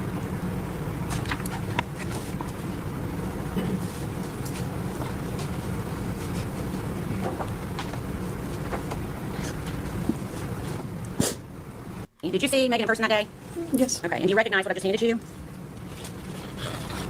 Yeah. Okay. What is it? It's a receipt. Well, he was killed by from an when we stayed actor. or no, not when we stayed at Lodge yet. Okay. I'm not sure. It's on February 22nd when I dropped her off at Equina Lodge. Okay. So you're saying you dropped her off at the Econo Lodge? Yeah. Is that the one on your... No, Puddletown, that's great, because the way I perceive something may not be the way you perceive something. And the jury is made up of 12 people with very different life experiences. So while you may be reading her as monotone, I'm reading her as, trying to just get through this. So it is really interesting.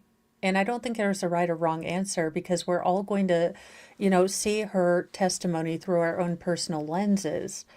So what you might find annoying, I might find refreshing. And it is interesting to see how that plays through different people, because the jury is made of a bunch of different people. And no, you're fine. She did, I think, I think that is going to be the hardest part for the defense to really fight. You are going to be shown people, even Ethan's step grandfather, wanted to see the baby, tried to get in contact with Megan, and she strung them along. And you could tell that his heart was broken, even if he hadn't met Evelyn. So, yeah, yeah. Airport Highway? Yes. Okay. And whose signature is on that receipt? Mine? Okay. So did you, for lack of a better term, did you get a room, you pay for a room for Megan for that night at the Econo Lodge? Yeah. Okay. We're going to read off for that as exhibit number 83. No, sir. Full exhibit 83. And to know that you paid for the hotel room for a person who possibly unalived their child, the audacity, like the out loud, underlined, bold audacity to hold yourself up as the grieving mother, to, just absolutely use the hell out of everyone in your social circle during this time, knowing what you know, knowing the truth. The amount of audacity, I can't even imagine. And Jessica Thomas, I completely understand. Hello, Mo. I'm having trouble watching this horrific case. Megan is such an evil, nasty POS. I hope the jury sees through her. Yeah, as much as the defense rankles me just from their approach, I will say that I hope that she has a vigorous defense. So when the adjudication comes down, it cannot be questioned or appealed. I don't want Evelyn's family to not have, any replay of this. And absolutely, guys, hey, listen to me. This is the Petty Express, but it is not a full trip. This is a terrible, hard case. I'm getting through it because you guys are here letting me kind of tangent off. But I absolutely understand the need. If you need to, go away, go watch kitten videos, take mental breaks. Thank you, Jessica Thomas, for the warning. Day 4, I will probably break up. I will probably not wear eyeliner because, look, I turn into what we like to call a hysterical giraffe when I cry. Now, for some reason, the good Lord decided that I should, break out in what we like to call flush hives, like spots just all up my face and chest and just where when I am upset. So, y'all are probably going to see the Mo giraffe look, which is not as smexy as it sounds. Do you remember why you got a ring for Megan that night? She said that with everything going on, she just wanted to go away. Okay. Did you stay there with her that night, or did you stay there alone? Or, No, I didn't stay with her. I just dropped her off. okay. All right. Please answer any questions the defense attorney has for you, okay?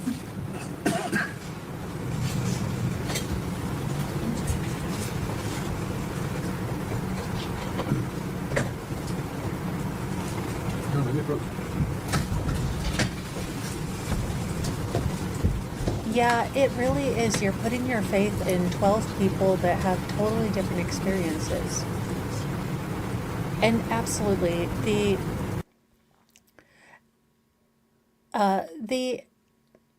the problem is, and the sad thing is, and I've been there, look, I'm not going to go into it, but we've all been in a place where we had a person that used us. And the sad thing is we end up beating ourselves up when the other person is really to blame. Yes, we can be stronger. Yes, we can identify people that are using us quicker, but it's not our fault. Oh, you're fine. I get it. I totally get it. I do swear, Elon Musk and all the tech gods, we need a sarcasm font for text. Please, Lord, thank you. And then a serious font. And then a fun font and a flirty font. Give me all the fonts.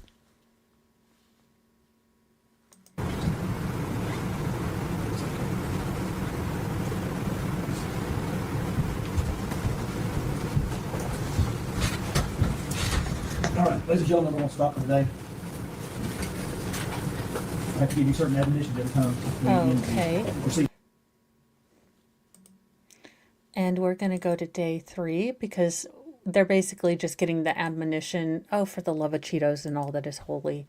Share this tab.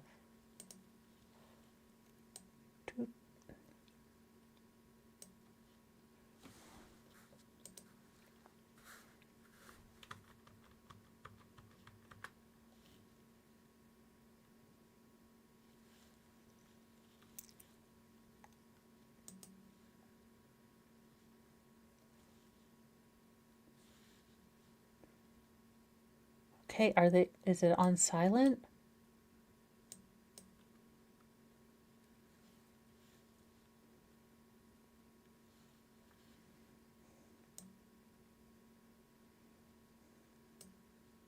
Oh, here we go. I was like, well, good. The audio's out and we suck.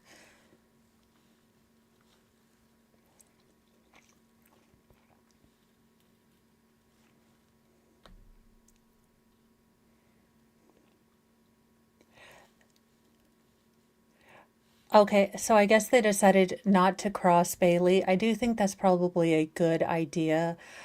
She was very emotional. I don't think they would have got anything, good from that witness. I think letting her just go home and, process everything was probably the best for their case.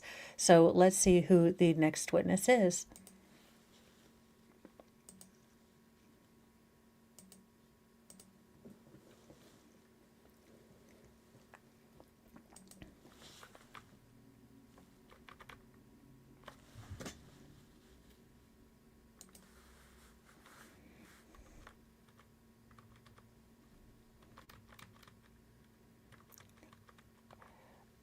This is the most, like, hurry up and wait daggone court I have ever seen in my entire life. Now, I am a charming, chaotic mix of, for the love of holiness, chaos, and I am also too type A to function a lot. So this whole lackadaisical, like, will start whenever, when they're not ready when things are supposed to start is, look, I was raised too much in a military family. This is way too much just lollygagging. Wait a minute, is this still Bailey? Okay, daggone it, I just erased it. Y'all are already testing the Jesus in me. I see it.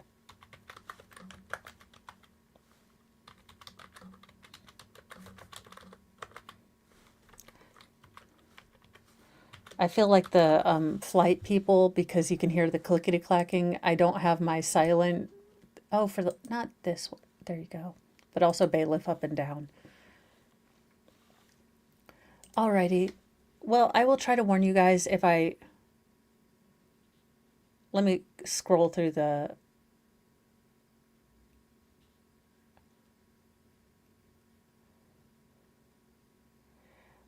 It does look like we get Ethan Perry, the Potentia father, and then interrogations. So hopefully, day 4 is probably going to be our medical examiner, and that's going to be a hard day. So, bring your pennies, bring your quarters, because I will probably be demonetized, but I will need your swear jar money. I don't know.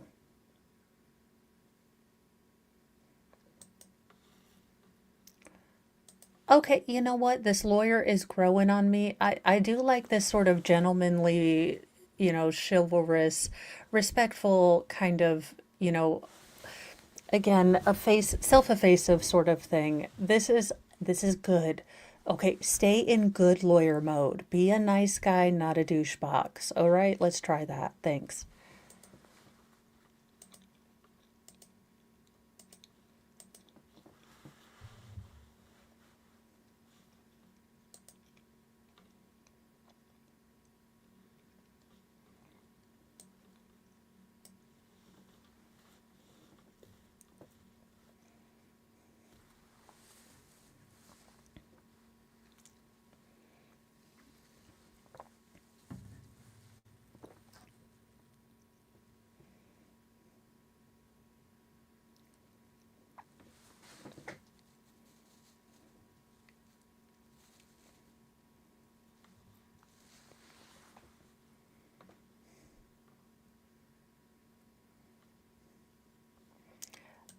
Try to refresh your browser.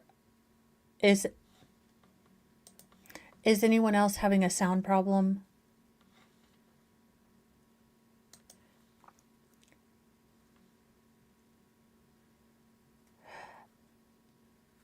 I I don't know. KLF is having a sound problem.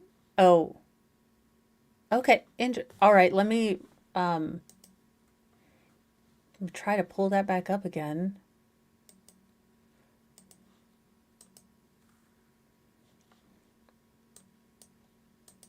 Because I'm hearing it, so maybe, who knows?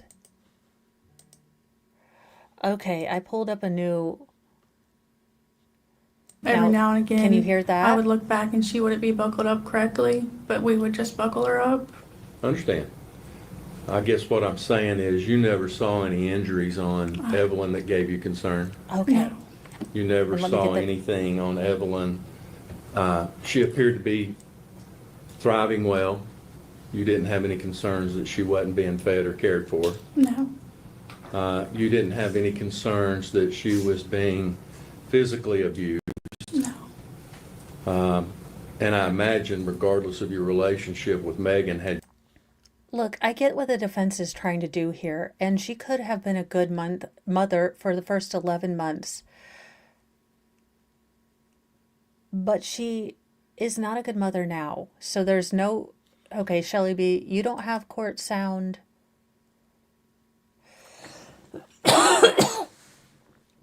Oh, okay. Just making sure. Not that I have the technical skills to fix it other than to plug the computer and unplug the computer. That is the level of my technical skills. I'm always really happy when the lovely tech guy on the phone is like, can I possess your computer and work the clicker for you? I always let him take possession of my computer. And again, it only takes a moment. It only takes one moment to give into that anger, that frustration, and do something horrific. So I get what the defense is trying to do here. But again, you saw a swift change in her personality. She suddenly did not want her child. She wanted Ethan, or she wanted Hunter, not Ethan. So yeah, I get what they're doing, but it's not, I don't buy it, and I don't think the jury's going to buy it. But juries are wild, ephemeral things. Who will bite you in the behind if you try to think you know what they're talking about? you suspected those. It's quite clear yesterday from your testimony you loved Evelyn. You wouldn't have stood for that regardless of your relationship with Megan, would you? No. Okay. And in this time that you were spending with Megan, did you ever hear Megan say or indicate that she didn't love Evelyn? No. Did you ever hear Megan say or indicate that she no longer wanted Evelyn and would maybe consider giving her up for adoption? No. Did you? Love isn't words. Love is staying up all night when a baby has an earache and listening to them cry, feeling helpless because you can't do anything and you know how much that hurts. Or, sitting there and holding your child when they have their first heartbreak or, their first loss or their first failure. It's, cleaning up the bathtub because someone put a floater in instead of washing themselves. It's, getting up at 3 a.m. and, changing the sheets because someone's tummy's upset, and then knowing that you're probably going to get puked on, but letting them cuddle their warm, clammy body close to you because they want comfort. That's love. The words are cheap. The reality is sometimes gross, sticky, and heartbreaking, but that's love. That's motherhood. Whatever Megan was doing wasn't that. It was the word, maybe, but it definitely wasn't the actions. Ever hear Megan say that Evelyn was an inconvenience on her life? No. You're familiar with Megan's background and her family situation. Mm-hmm. You're aware that Megan was in foster care, correct? Yes. And you're aware that Evelyn was born while Megan was in foster care. And would it be fair to say that the one consistent love in Megan's life was Evelyn? Yes. Above everything, her family? Facts not in evidence. Again, she dropped that baby God knows where as soon as she met Hunter. So, yeah, she loved her baby until she didn't.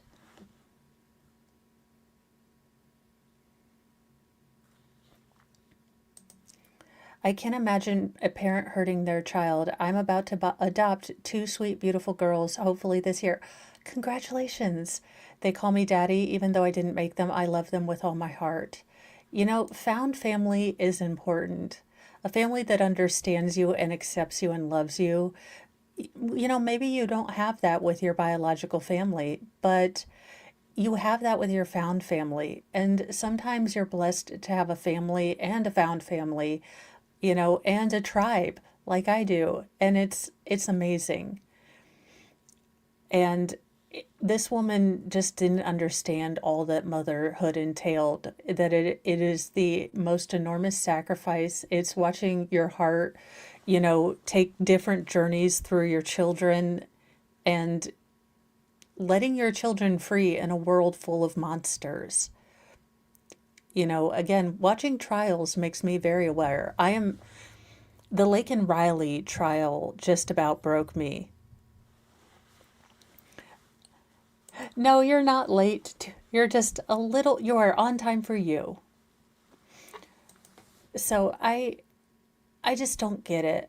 And I've not always been the perfect mom. No one's the perfect mom. We're all going to make mistakes. Our kids are all going to have something to tell Oprah, you know. But if you wake up every day and try your damnedest to be the best mom that you can be, the best human, then I think we're going to do okay. Just, you know, don't lose your mind over Chicken Shack guy. I don't care how good the tato wedges are. Yeah. Judge, we're going to object to her being able to get into the defendant's head on how she's feeling about people in her life. The way the question's phrased, I'll sustain it. Thank Okay. you. Well, were you aware that Megan had some fractured or broken relationships? Yes. Did it appear that Evelyn was the one constant thing that brought Megan joy? Yeah. Okay.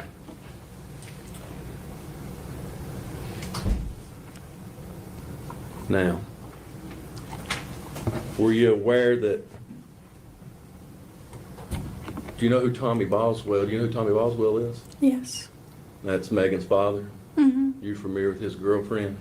Yeah. Do you have personal knowledge that Tommy's girlfriend wanted to spank Evelyn? Objection. Yeah, this would not be the witness. I think you would have to get the stepwife, mother. Look, the family relations in this Boswell family is just off it. But I have a point I would like to make to Megan. You know what? The fact that you had her in foster care should have been the greatest motivation to want to be a better mom, to break the generational curse. And speaking as someone who is trying to dilute like all the generational curses, it is incredibly hard. So maybe you don't dilute it to pure aqua, you know, filtered water, but you keep back like 93% of it. You knew how bad your childhood sucked because of the shenanigans and the, you know, whatever that your parents chose over being parents. And you wanted to consign your daughter to the same fate, to a worse fate. You had every single motivation to be a better parent. You know, and you chose Chicken Shack, man. Ew. Shelly B. I have 3 boys. I was a very young mom, 2 before I even hit 18. I wasn't perfect, but I loved them the best I could, and they didn't need for anything. I hate when people excuse age as an excuse. Absolutely. I was 21 when I had my first child, and again, definitely should have started with a goldfish, but, you know, she's getting ready to go to college, and I can't wait to see the story she writes with her life. It's going to be a great adventure, and I can't wait to see, you know, all the chapters she'll write without me. And it's kind of scary because I've always been there for all of her chapters up until now, and now she's going into a big scary world. But you know what? She's going to learn, she's going to fall, and she's going to get back up. And I'm going to be there for her the entire time. And hopefully she knows that. So, ew, my Oprah moments. Anywho, from the heart, but that's the difference. That's the difference. Moms will just talk about their kids. They don't gush on about their boyfriends and not even say anything about their daughter until someone asks where the hell she is. True, true. The whole children's services system needs to be gutted and remade. Truth and preach.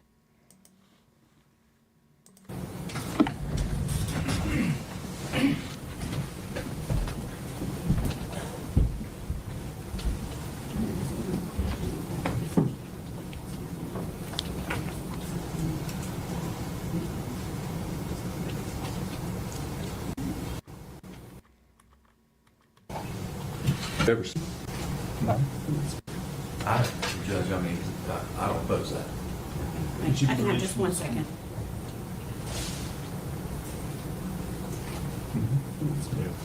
You have one question, Aaron. Sidebar. Bailey? Oh, crap. Yes. Okay. Did you know that the defendant, Megan Boswell, was in a relationship with Hunter Wood? Object on the approach? Oh, for heaven's sakes. Well, No. Okay, thank you. oh, crap. And were you aware that they were in a relationship? Yes. Okay. Did you personally ever see Hunter around baby Evelyn? No. Okay, thank you. Recross?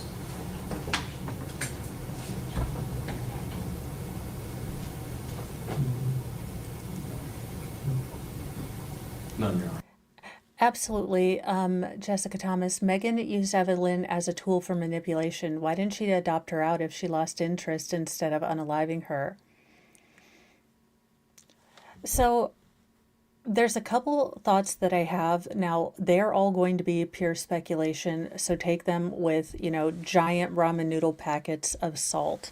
And I do need to get a tinfoil hat. If you would like to donate to the tinfoil hat or the curse jar fund, feel free. If you are, fundless because this economy is not so fun, then the like and subscribe are always free and greatly appreciated. Only if you have extra, Sailor Moon money that you are saving away, not your, actual food money, as Megan Fox always says. So here are a couple speculations. Now, I learned, because I haven't deeply researched this case, because Megan, quite frankly, irritates the snot out of me. So I didn't want to have a super hate boner for her before I went to the trial, because I already knew I was not going to like her. Like, that moment when you're just like, no, wish she doesn't go here. So I didn't really look into it, but Megan is part of the traveler community. Some people call them Irish travelers, gypsies, Roma gypsy. Travelers are more Irish gypsies. I only know these things because I have watched every trash documentary about Irish traveler gypsy culture from the UK to America. If it is a train wreck, I am there. And there is a lot of family pride, family kind of lineage. And I don't know, again, with this sort of reluctance to get involved with authorities, that they would see that as a proper thing. An adoption within a family, maybe, keeping the baby, but grandpa take it. I could see that. But I do think that there might be a cultural sort of, I guess, a cultural taboo against adopting out into the gorger community. So the travelers consider themselves a culture apart. People that are not travelers are called gorgers, and I just don't know that they would give babies to, what they would perceive as a foreign culture.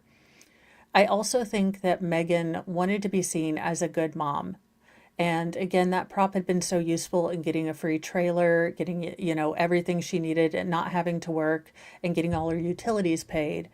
But once Evelyn started showing a personality, once Evelyn started being a little bit more difficult, Megan was really, really just not there for it. She wanted this beautiful little doll that she could kind of play with, dress up, and then put away, and it wouldn't ask more of her.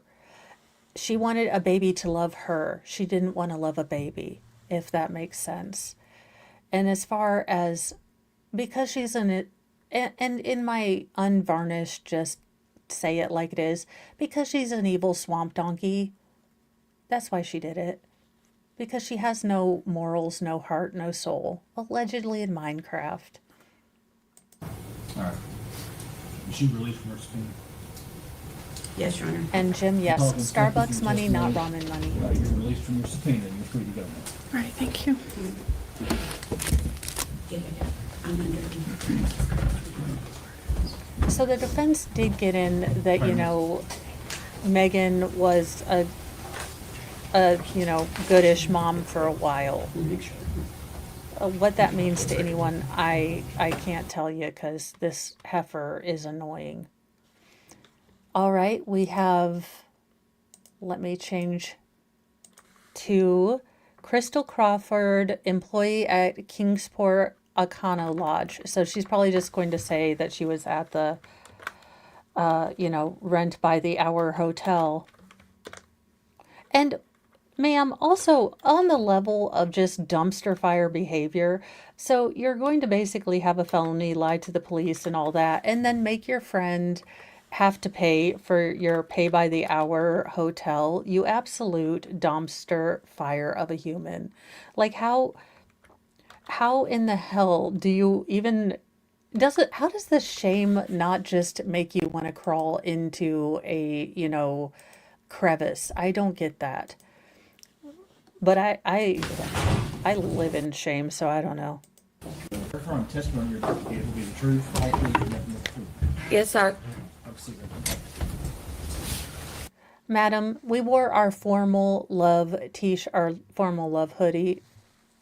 Now, look, I am not shaming. I am full on hillbilly, full on rural American.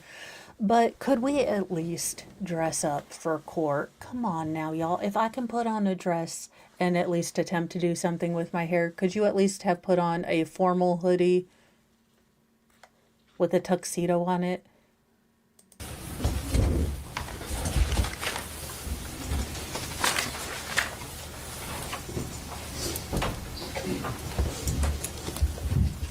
Thank you. Good morning. Good morning, Amber. Tell the jury your name and where you're employed. Crystal Crawford at the Econo Lodge in Kingsport, Tennessee. Okay, is that located on Airport Parkway in Kingsport? Yes, ma'am. Okay, how long have you been employed there? I have been working there almost 10 years. Okay, what is your title there? Front desk clerk. Okay. Can you give us a brief description of your job duties at the Econo Lodge? Front desk, laundry, some days housekeeping also.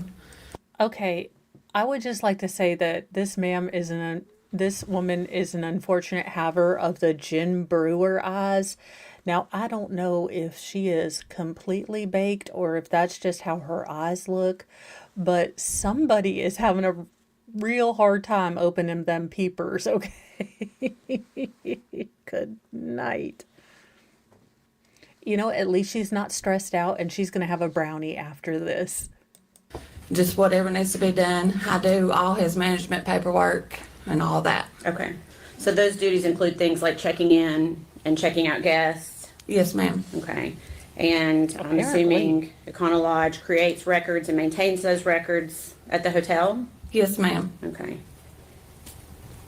And when you enter information to the hotel, is it into like a computer system that's maintained? Yes, ma'am. And are those records preserved for a certain amount of time? Yes, I believe up to 5 years. Okay. And when you create these records, is it essentially the same procedure each time? Yes. Okay. I'm going to pass you a document. Okay.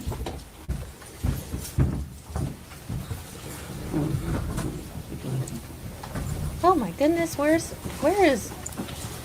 meandering? You could take a look at that and see if you Bailiff? recognize it. Yes, ma'am, I do. Okay. Can you tell us what it is? It is a check-in and check-out slip on Megan Boswell. Okay. And have you seen that document before? Yes, ma'am. Okay. How was this document generated? In order for this to generate, the guest has to come in and check in and provide ID. And then we give them the room keys and they sign a registration card stating that they were present at the property. Okay, and was this particular document run, a search was essentially run on Megan Boswell's name, is that right? Yes, ma'am. And is this part of your record keeping that was kept and maintained in the normal course of business at the Econo Lodge? Yes, ma'am. Your Honor, we'd be asked that made exhibit number 84. Any objection? Go, sir. Before we do 87. Thank you.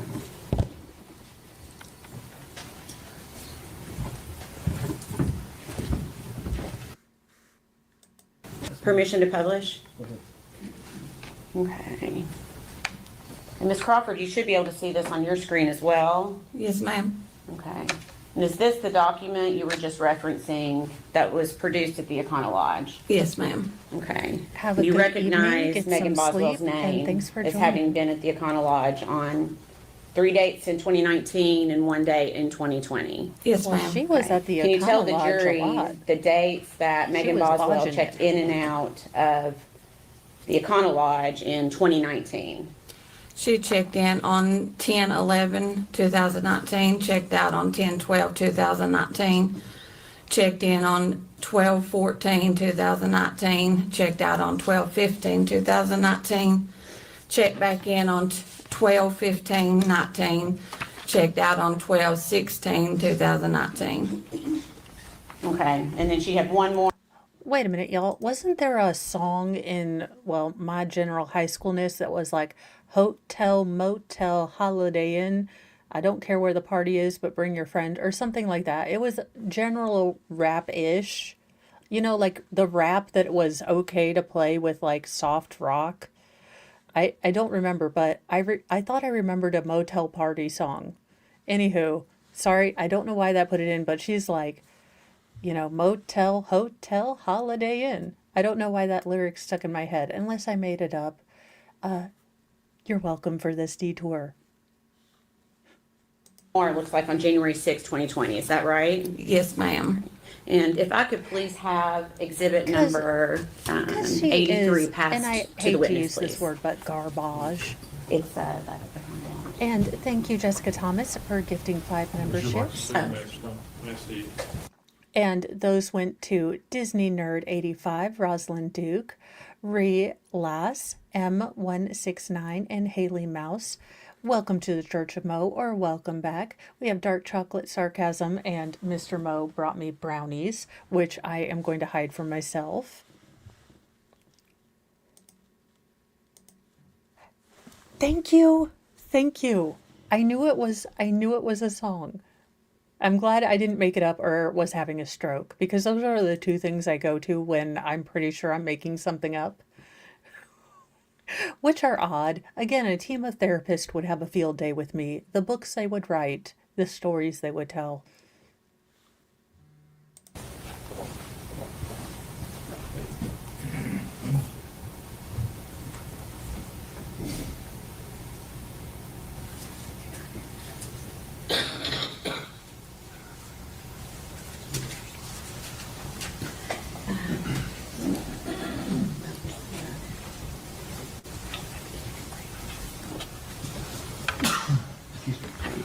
Wait a minute. How did Mosey get back? Okay, Ms. Crawford, do you recognize what? When the hell did Mosey Meander get back? They're trying to play with my mind today. But I do like continuity. I'm a bit like Sheldon. Like, that's my spot. Where's the good bailiff? There's Glamaw, looking fab, as always. And then formal hoodie. What I've handed you. Yes, ma'am. Okay, and can you tell us what that document is? It is a registration card for Bailey Hawkins. Okay, and what was the date of check-in and check-out on that? February 22nd of 2020 and checked out on February 23rd of 2020. Okay, all right, you can pass that back to the clerk, thank you. Do you know who the defendant Megan Boswell is? Not personally, no, just from coming into the motel. Okay, so you recognized her from coming into the motel? Yes, ma'am. Okay. Did you recognize her because of this case, or did you recognize her before Evelyn was reported missing? No, she came into the motel a few times before I ever even knew that her baby was missing. And of course, I didn't speak to her very much in the first couple of times she stayed. But after a couple of times, the guests get familiar to you. So I did spark up a conversation with her. I think it was around the third time of her staying there. Okay. Now, having stayed at one of these possible no-tell motels when I was getting my infusion, I can confirm I did not have, life-altering conversations with the check-in person. But I guess if I were a regular, we'd become friends. Also, why are you becoming friends with the no-tell hotel people? Again, make good life choices. If you are friends, look, if the cops in your locality know your name and the no-tell motel front lady also knows your name, make better life choices. It's not good. It's not good. Those are not life goals. Do not do this. And do you recall her staying at the Econo Lodge during those months that we just went through of December 14th and December 15th, which would have been, I guess, that third day, December 15th Yes, ma'am. of 2019. And did you talk with her at all during that time? Like I said, about the third time. Well, hey Joe, that is her formal love hoodie. She would like to spread love, joy, and happiness around. That is her formal hoodie. And have a wonderful day. Thanks for joining us, and hope you have a great day and everything goes well. Okay. I spoke up, a conversation with her probably for about 20 minutes or so, maybe a little longer than that. Okay. Were you aware that if she had a child? Not until the third time. Okay. And how were you made aware? Well, it's kind of speculation that this is a pay by the hour, but in my head canon, it is a pay by the hour. Now, it is an Econo Lodge, and some days, some of those are actually really nice, so no shame. But I'm guessing no-tell motel. Also, Crystal is not buying any of Megan's BS. Crystal has seen it all. Crystal is the front desk lady at the Econo Lodge, and she's like, she is up to no good. Sus. I'm going to have to mark that. She's like, look, Megan is sus, okay? I can't tell you, I'm not a detective or nothing, but she is all the sus. That she had a child that third time? Because of the conversation we were having. I can't really remember a lot of details. It's been so long ago, but, I can't remember if she brought it up or I brought it up. I really can't remember. Okay. And what did she say about her child? She told me that she was with her father. Okay. So is it fair to say you never saw Evelyn at the hotel with Megan Boswell? No, ma'am, I never saw her. Okay. Do you recall seeing Megan Boswell at the hotel with anybody else ever? No, ma'am. Okay. 1 minute.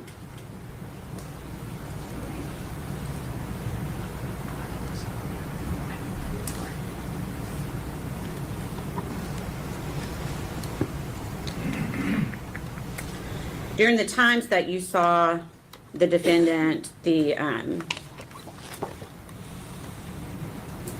2 times in December and the 2 times in January, did she ever appear to be crying?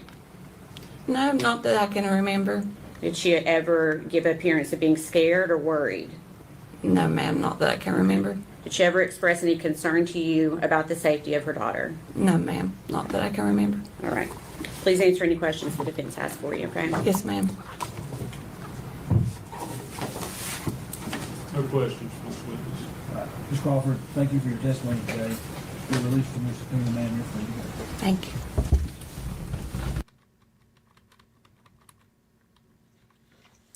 All right, this is going to be Caitlin Carter, a friend of Megan Boswell. Again, I think we are going to get a lot of damning evidence from people who know Megan Boswell. I think that the lack of care that her daughter was gone is going to become apparent. And it is going to be, again, how the defense is going to dig out of this hole when people around her, everybody around her basically says she, acted different, she didn't care when Evelyn was gone. That is going to be such a hard, they're all just little they're all just little bricks that are building up this wall to show that Megan didn't really give two craps that Evelyn was gone, other than the fact that the investigation was now going to, reveal the truth. She was worried about getting caught. She wasn't worried about Evelyn, and that was apparent. Good morning. Good morning. I just realized I called you Caitlin Jones. You are now Caitlin Carter. Is that right? Yes, ma'am. Okay, I apologize. Okay, so you told the jury your name. Where do you live? Kingsport. Okay. Do you know the defendant, Megan Boswell? Yes, ma'am. And how do you know her? We were friends in college. Okay. And if you can, I'm going to ask you to maybe pull that microphone just a little bit closer. There you go. Thank you. You were friends in college. When you were in college or when she was in college? When I was in college. Okay. And when did you first meet her? Middle school. Okay. Did you continue to stay friends for middle school until you were in college? No, ma'am. Okay. Did you reconnect at some point? Yes, ma'am. Okay. And that was when you were in college, I guess? Yes, okay. ma'am. So during that time, is that when you met Evelyn? Can we just take a minute to say, ma'am put on a pearl, has a little beautiful, collar going on, has her money pieces in her hair. She thickened them eyebrows, but she looks all put together. Yes, this is how we dress for court. Yes, ma'am. Okay. So that means Welcome you've met on Evelyn in yours. person? Yes. Okay. How many times do you think you have been around Evelyn? 4 or 5 times. Okay. And are those times that when you were hanging out with Megan Boswell? Yes, As ma'am. well? Okay. When you hung out with Megan, was Evelyn usually with her? Yes, ma'am. Okay. Do you ever recall seeing Megan when Evelyn was not with her? Yes, ma'am. Okay. And when was that? The end of our friendship. Okay. Which was when? The 1st of December. Okay. Oh, what happened December 1st? Spill the tea, sis. We are here for all the tea. I can see them hate daggers coming out of your eye. If you don't have anything nice to say, come sit over by Auntie Mo. Take a seat, get warm, and we will start spilling some tea. Do you see the hate daggers in her eye? She is ready to spill. Oh my God, this is going to be epic. Please be epic, dear God. So then you're saying you saw Megan without Evelyn the 1st of December? Yes, ma'am. Okay. Prior to that, let me rephrase. Before, when you say the 1st of December, do you mean the first day of December or do you mean the first part of December? The first part. Okay. I just wanted to make sure we were clear on that one. Okay. So prior to the first part of December, Great, I was you writing recall notes and I overseeing put the the first and I defendant had without put Evelyn? heart No, in ma'am. there. Okay. Do you recall going to Chili's with Megan Boswell at one point? Yes, ma'am. Do you remember when that was? The end of my college semester. Okay. And do you know when that would have been? Around the 1st of December. Okay. Okay, now any parent that doesn't have teenagers, and look, I'm gonna lose my Big Mama Mo card, but teenage girls with this stare are flippin' terrifying. I mean, because you're over here trying to just impart wisdom, be emotionally available, and they're looking at you with this soulless, I would like to, leave you in Mars without a, spacesuit kind of look. I'm just saying, this is taking me back to middle school when I done messed up and wore high-rise underpants and low-rise jeans and no one forgot about it for forever. Who was there when you went to Chili's that day? Me, Megan, and Evelyn. Okay. Anyone else? No, ma'am. Okay. Did you sit at a table or a booth? Booth. Okay. And did you sit beside anyone? No, ma'am. Okay. So Megan and Evelyn were on one side of the table and you were on the other? Yes, ma'am. What was your impression of Evelyn that day? She was dirty, and I could smell her across the table. Okay. Have you been around babies before? Yes, ma'am. Okay. Was she Oh, she is here to bury Megan. No, she's like, hand me the shovel, I will dig. She is going to make this grave 85 feet deep. And I am here for it. You spill the tea, ma'am, you preach. I know I shouldn't get so giddy that you can obviously tell she has a hate boner 12 inches big for Megan, but we are here for the petty, and I am reveling. beyond what a normal dirty baby would be? Yes, ma'am.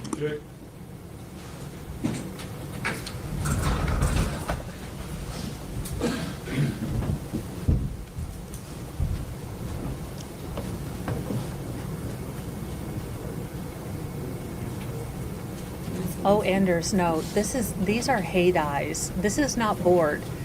This is resting attack face.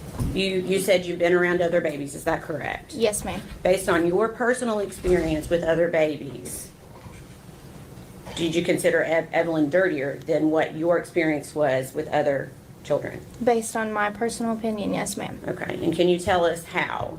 Can you describe it for us? Her face and hands were dirty, and her clothes were dirty. Okay. Do you recall when Megan started working at the chicken shack? Yes, ma'am. Okay. And do you recall if she was dating anyone when she started working at the chicken shack? Not when she started. Okay. When did she start dating someone? Shortly after? About a week or two after. Okay. And who was that? Hunter Wood. Okay. So around this time, did you notice anything different about the defendant, Megan Boswell? Yes, ma'am. Can you tell me what you noticed? Y'all, all this petty, we could nearly go plaid. For my Spaceball friends, you are welcome. She was spending a lot more time with the gentleman and not Evelyn. Okay.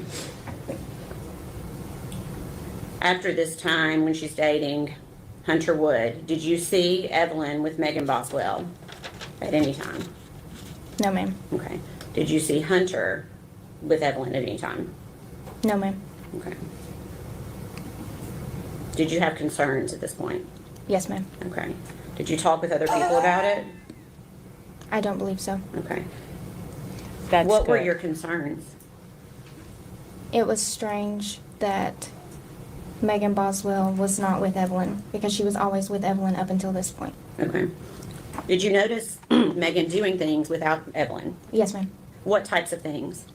Usually things that you would take your children, such as vacations, going to the aquarium. Okay.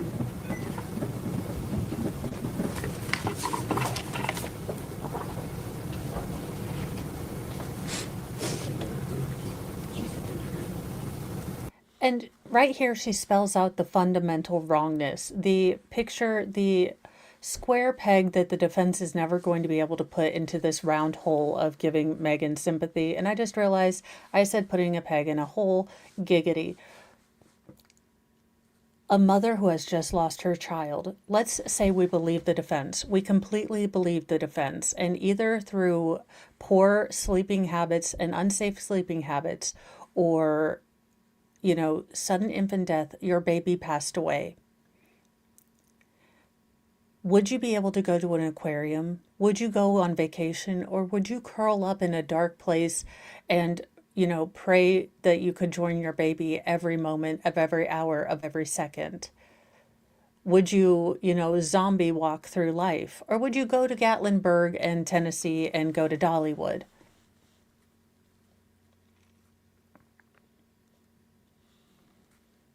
So that's the fundamental wrongness that the defense, I don't think, will ever be able to overcome. December.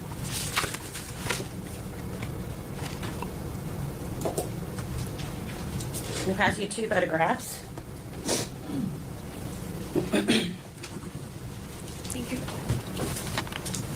Take a look at those and see if you recognize them. Yes, ma'am, I do. Okay, can you tell me what it is? Megan sent me those. when her and Hunter and a few other people went to the aquarium. Okay, and so you got those personally sent to you from Megan? Yes, ma'am. Okay, and what is a photograph of? Megan and Hunter Wood at the aquarium. Okay, Your Honor, we'd ask that to be made exhibit number 85. Any objection? No. Judge, I would say that these photos are cumulative. They're essentially the same photo. Of course, must have been, but I wouldn't know if they're cumulative. And the defense is doing their best to, again, make sure Megan gets a fair trial. So if it is basically the same picture, then yeah, probably one is sufficient. If they're going to be introduced separately, I mean, they should be introduced separately, they shouldn't be introduced as a Okay. You want to do 85 and 86, Your Honor? Glamma there with the stickers. She is on top of it. And look at that. Not really, but very subtle blue frosted eyeshadow.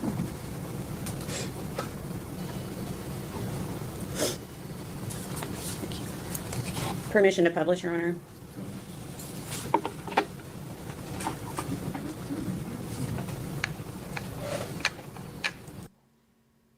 What in the awkward... Why do they both look like they're hostages? Okay, well, and that's special. Caitlin, is this one of the pictures you received from Megan Boswell? It was it via text? Yes, ma'am. Okay. And did she indicate that Evelyn was with her that day? No, ma'am. Did she send you any pictures of her with Evelyn that day? No, ma'am. Did she seem to be upset at all that day when No, she ma'am. sent you these pictures? Okay. Did she also send you this photograph from that same day? Yes, ma'am. Okay. And can you tell me what the date is that's behind her on the photograph? Can you read that? On the top, Yeah. it says 2019. Okay. What in the abomination of Photoshop is that beard? Is that beard like that, or is that... They're... Okay, just...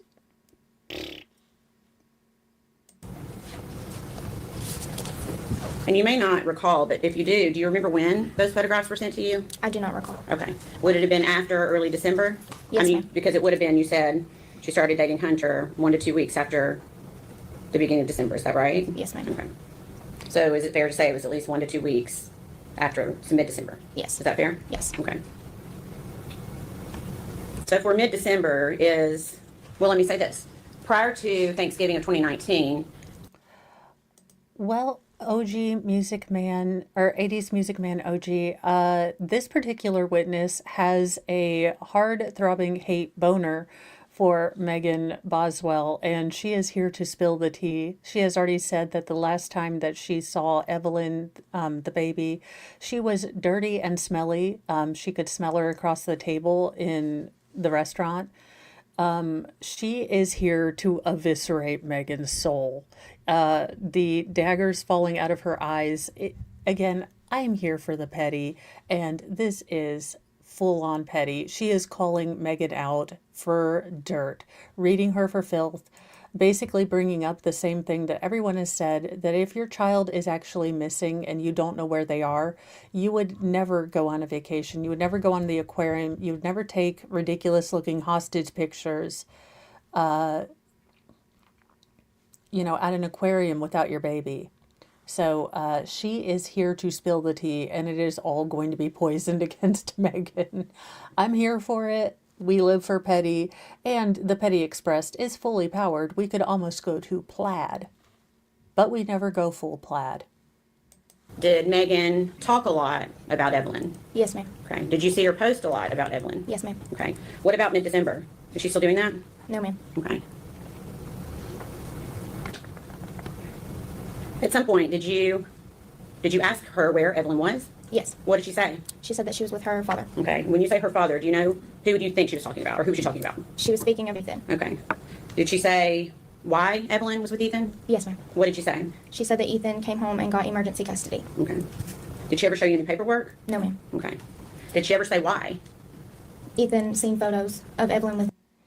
JKD Buck, when I found Dingus, I was honestly not ready to open up my heart to another animal.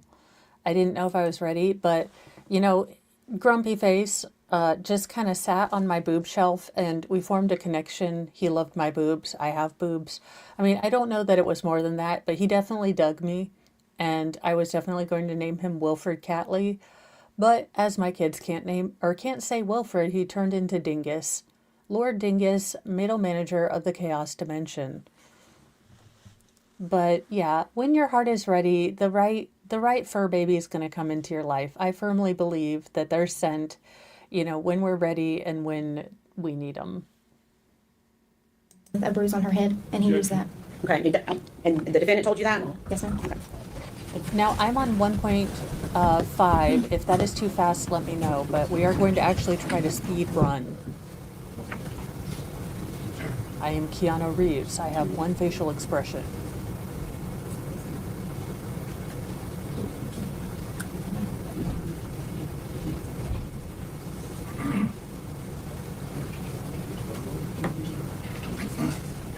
Well, JKD Buck, hopefully we can be the noise. And I never shut up, so, I mean, at least I have an inside voice.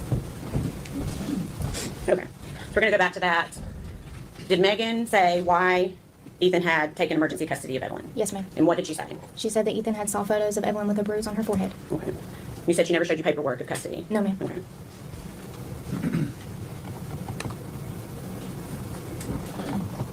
How many times did she tell you that Evelyn was with Ethan? A few times. Okay. Was that in person or via text? Both. Okay. So do you remember seeing Megan around Christmas? Yes, ma'am. Okay. Where did you see her? We met at the Pinnacle in Bristol. Okay. Was Evelyn with her? No, ma'am. Did you talk to her about Evelyn? Yes, ma'am. What did she say? She really does have a sweet princess voice, but the hate daggers, and again, ladies, there is a fine line. Now, come over to Mama Mo. Now, I suck out loud at this girl thing, but I have found that if I just generally darken the eyebrows that God gave me, because they're dead white, I have to darken them every morning. But if I just go with a general, thing that God gave me, like the shape, it doesn't look weird. Just the thought, ladies. Okay. She still said that Ethan had her. Okay. And do you remember Megan getting a phone call while you were talking to her that day? Yes, ma'am. Do you know who called her? Yes, ma'am. Okay. Who called her? Her father. Okay. And we're not going to be able to say what he said to her, but what did Megan say to her father? No, over the phone? nicotine She told her and father that she would be caffeine, getting Evelyn back around the 1st of February. which are both bad. Thank God I'm not Mormon. Okay. That would suck out loud. I'd be so mean. During this entire time, did Megan ever seem upset? No, ma'am. Did you ever see her cry? No, ma'am. Did she seem worried about Evelyn? No, ma'am. Did she ever seem concerned about Evelyn's safety? No, ma'am. Please answer any questions the defense has, okay? Okay. Okay, I wonder how the defense is going to go because they Morning, Ms. know Jones. she My is name's Gene Scott. How are hostile. you? I'm doing well. It's Miss Carter. Oh, Ms. Carter. Yes, sir. Sorry, got it wrong. It used Okay, very interesting there. Now, I'm not a big linguistic dynamics person, but I want you to, we're going to baconate because she immediately takes control. He walks up and he's going to do his spiel. And right away, she takes him off of his game. She corrects him, makes a boundary statement that this is my name. You are not going to call me out of it. And then he's kind of all taken aback. I like this interplay. I know I'm such a nerd. Let's play. Morning, Ms. Jones. My name's Gene Scott. How are you? I'm doing well. It's Miss Carter. Oh, Ms. Carter. Yes, sir. Sorry, I got it wrong. Did it used to be Ms. Jones? Yes, sir. Okay. I like how he had to, So say like, you used to be Miss Jones. Like, I didn't mess up. You just got married. Heifer. How often were you around Megan, let's say in 2019? Would you consider yourself close friends during that time period? Yes, sir. Okay. How often would you see her? About twice a month. Twice a month. And you described a meal, I think it was at Applebee's? Chili's. Chili's. When was that meal? Around the 1st of December. You say around the 1st of December. Can you be more specific? And let me ask you this way. You equated it to your college semester or your earlier testimony. Had you finished? Had you taken your exams? Were you waiting to take exams? What part of the end of the college semester were you at? She actually took me out to eat for celebration of finishing my exams. Okay. So the exams were in December. Yes, sir. That's typical, I think, of a college schedule, isn't it? Yes, sir. So this would have been sometime, say, after the 5th or 6th, maybe? I would say so. Okay. Do you know what day of the week it was? I do not. Would have been a weekday. Yes. Okay.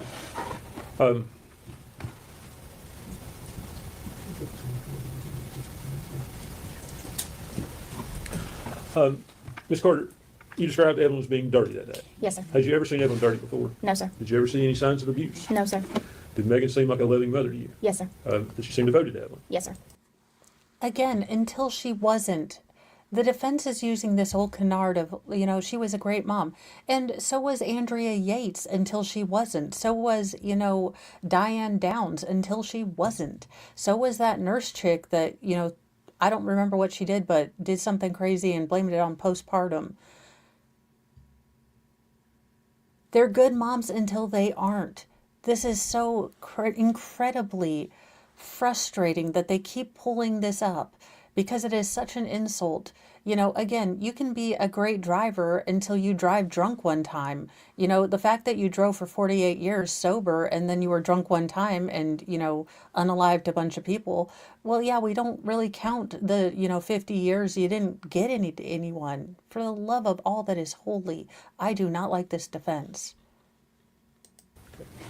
Did you ever see her neglect her in any way? No, sir.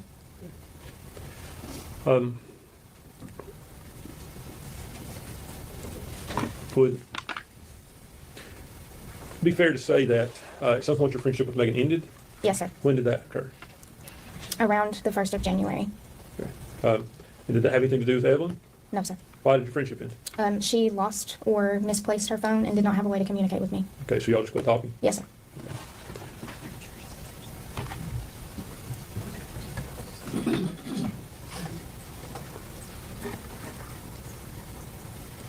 Anders, the defense, at least per their opening statement, want to paint Megan as the victim of a chaotic, family life. She was in foster care when she gave birth to Evelyn. She was in foster care allegedly from Tommy Boswell because of truancy. But the defense wants to paint a picture of, again, this being a tragic accident or a SIDS death, and Megan being so overcome with the enormity of the situation, let Hunter, her boyfriend, take the baby and dispose of the baby however, he would. That is what the defense is going for.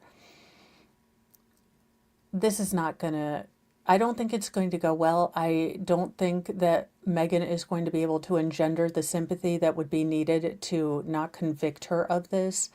While we haven't gotten to a lot of the evidence, of forensically, just, listening to people in her life, verbally detail her disregard for her missing daughter is very telling to me. I don't know how the jury's going to perceive it. Juries are wild and crazy and ephemeral things and sometimes quite mad. So I do not ever guess what a jury's going to do, but there are little bricks, that are painting or making a mosaic that are painting a picture of Megan being a good mom until she met a guy. Evelyn was 13 months old when she lost her life. Evelyn was also missing for darn near 3 months before, family finally, not Megan, but family, her father, Evelyn's grandfather, called in Evelyn as a missing child. She was 15 months. So, yeah. No, that is a rocket. Now, I thought it was the Oscar Mayer Wiener car if it had been in an accident or something generally phallic shaped. It is generally phallic shaped, but it's space phallus. And oddly enough, not as phallically shaped as current models run by billionaires. Do with that what you will. I don't know. I weep for humanity.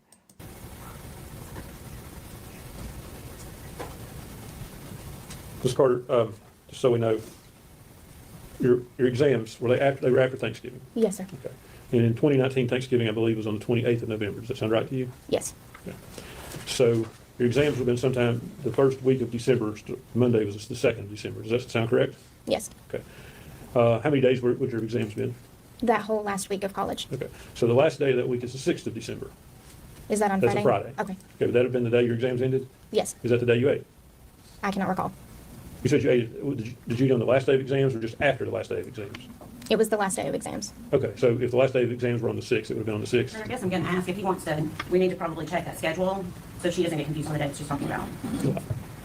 Judge, can we approach? I think that's fair. Again, he's assuming and he's putting facts into evidence, saying that that was in fact the day that she took her exam. Now, what if it turns out that the college actually had exams on the Monday? Unless he has the schedule, because he's really wanting to pinpoint this day, unless he actually has the schedule, then he could be giving her false information. I am not saying, knowingly, but I'm with the state here, and generally I'm not. It does feel odd and a little icky.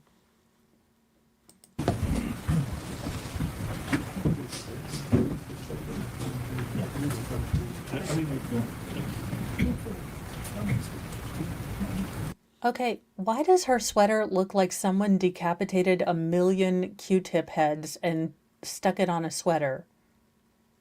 That is the most chaotic, schizophrenic pattern of Q-tip tops I've ever seen.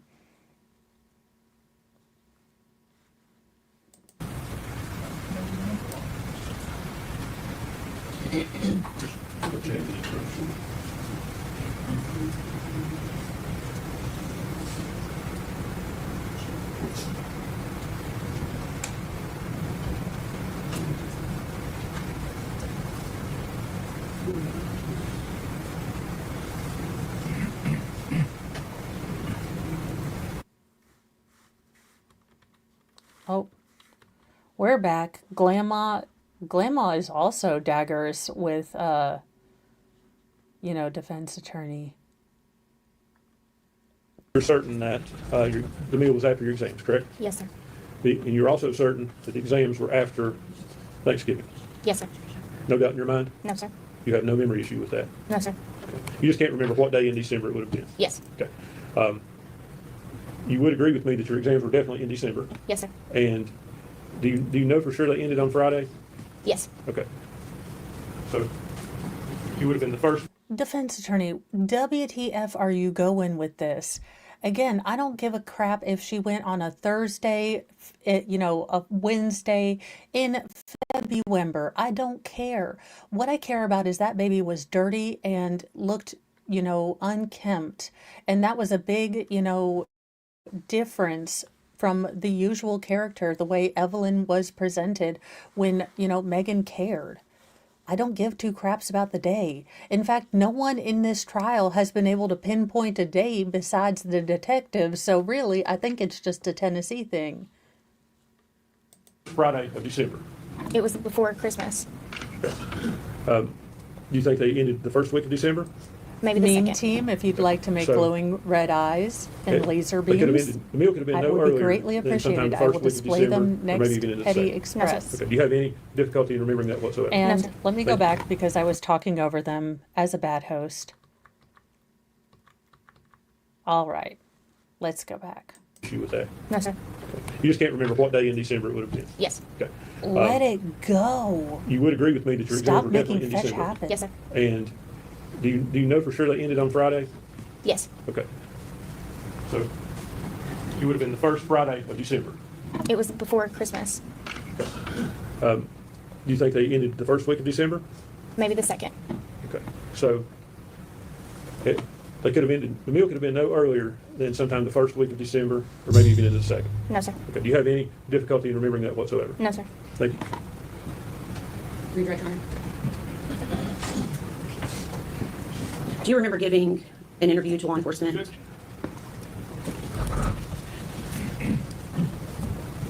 And we have Saba, where we go to bitch. Oh my blob. Okay, if anyone can screen grab this and laser then Megan on fire, allegedly in Minecraft, add little Minecrafty things, and that will go in my thumbnail tomorrow. If you do that in Discord, I think we need a little bit of a specified. We need the, you know what? This is going to be the petty moment of the day. I award her the petty VIP Express Pass for the day.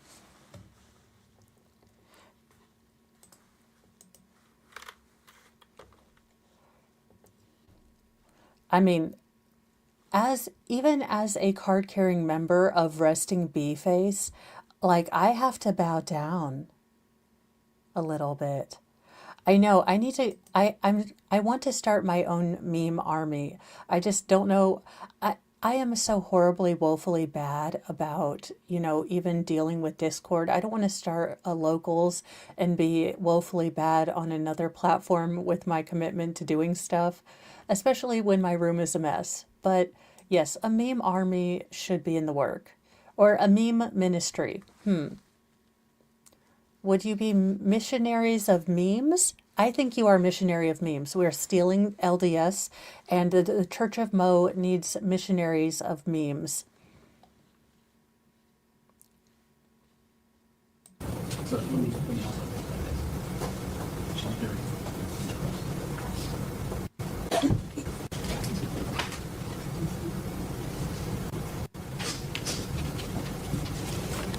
Caitlin, do you remember the last time that you saw Evelyn? Yes, ma'am. Okay, when was that? It was the day we went to Chili's. Okay. I know Mr. Scott was throwing a lot of dates out at you. How do you, let me ask it this way. Was that before or after Megan started working at the Chicken Shack? That was after Okay. How long after? 3 or 4 weeks. So you think that that was after she had started dating Hunter? Yes, ma'am. Okay.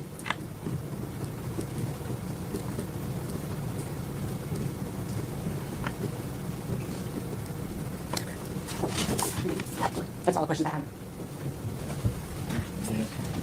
No, sir. Is she relieved from subpoena? Yes, sir. Yes. All right. Ms. Carter, thank you for your testimony today. Release from your subpoena. Thanks, sir. Miss Carter, if you would like to spill the tea, reach out to me through email. Have your people call my people, because as Auntie Mo says, if you don't have anything nice to say, sit next to me. I need to hear it. Oh my gosh, wouldn't that be fabulous awesomeness? But then I would feel like a vulture for preying on, a bad time in her life. So as much as I'm a petty princess, I really don't want to be like a vulture Meghan Markle-y kind of gal. So if you want to reach out to me, you can, if you want to spill all the tea. But if you are not in a place to reach out emotionally to me, then protect yourself and heal from this hurt. I just like petty. Petty recognizes petty, okay? And I was here for it.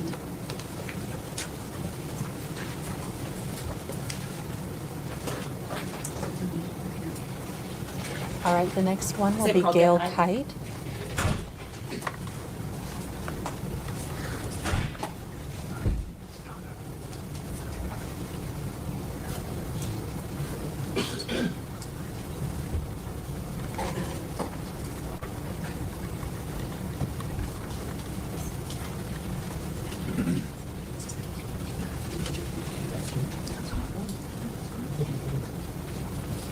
And then after this witness, you guys, I am going to take a little break, spend some time with Mr. Mo, maybe see if I can entice him to get chips and salsa, which sounds really good.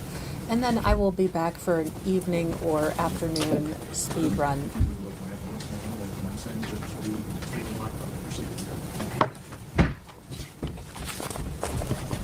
State your name. Gail Cat. You solemnly swear affirm testimony about to give the truth, the whole truth, and nothing but the truth. Yes, go ahead. Missionary of memes. Okay. Good morning. Good morning. Meme missionaries. I don't know. We'll figure out a thing. Okay, so we get that you're spelling, your name's spelling correct. Your last name is spelled Kyte, is that correct? That's correct. Okay. And where do you live? Roan Mountain. Okay. And do you know Megan Boswell? I do. Okay. How do you know? Oh my Bob. Now, I don't know what it is about this woman, if it is the tone in her voice or just that she seems so squishy and puggable, but like I just need a big old hug from Grandma and, Gail. And thank you so much, Puddletown. I'm writing that down as I can't find my tags in my chaos of everything. Thank you for sharing your, your Starbucks money, not your ramen money. Grandma's hair is so bouncy and 70s. I wonder if she shampoos with, gee, your hair looks terrific. Lady Tammy, I felt so bad. I should have done something other than snort laugh, but it was unexpected. Okay, so just to break the tension, here's the smolder story. I was in the restroom getting ready for the day, and all of a sudden I walk out, and Mr. Moe is trying to do like a Ryan Gosling The Notebook, like smolder. And I should have swooned, and what I did instead was start snort laughing to the point of almost hyperventilation. Romance with Moe. Probably not the way to go. Anything I do, do the opposite. Because, yeah, probably not the best, reaction. But again, I wasn't used to it, and we have 6 children. We do not need to smolder around each other at all. Sparks are bad. Okay? Know her. I was her foster mother for 4 months. Okay. Do you know what year that was in? 2018 to February of 2019. Okay. Do you know how old Megan was when she came to live with you? 17. Okay. And do you see her in the courtroom today? I do. Can you point her out to us, please? Okay. And I'm going to ask that you describe what she's wearing, please. Looks like a black and white shirt. Okay. We'd ask the record reflects she's identified the defendant. Were you also living in Roan Mountain during 2018? I was. Okay. Was Megan pregnant when she came to live with you? She was. Do you may not, but do you recall how far along she was? 7 months. Okay. And do you remember when Evelyn was born? I do. Okay. What month was that? November Of 2018? 2018. Okay. And did Megan and Evelyn continue to live with you during that time? They did. Okay.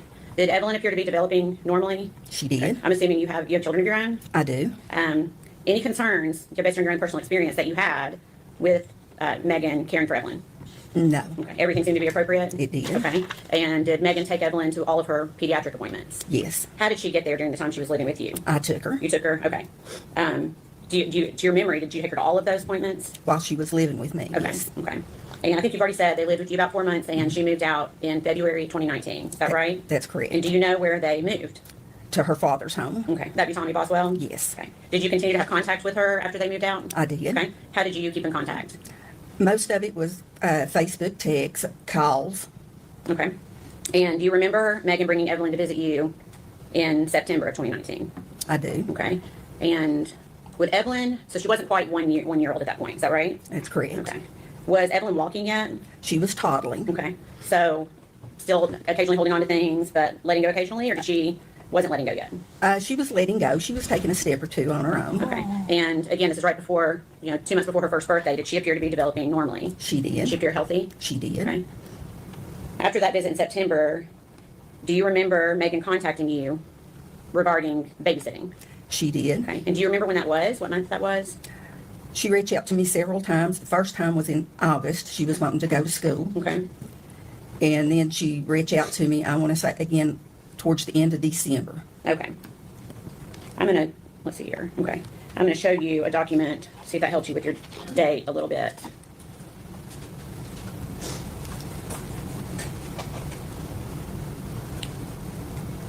It kind of does.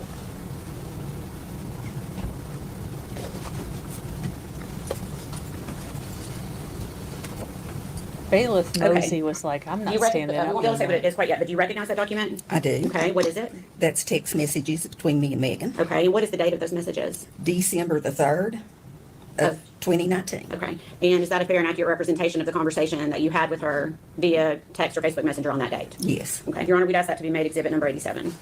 No, sir. Before it's ended, please.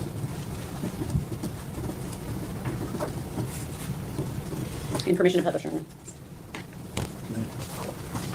Okay.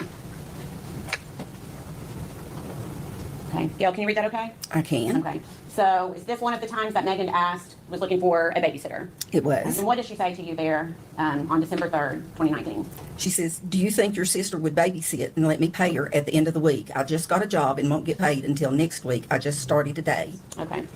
And I told her, yes, I knew she would. Okay. She said, what's her number?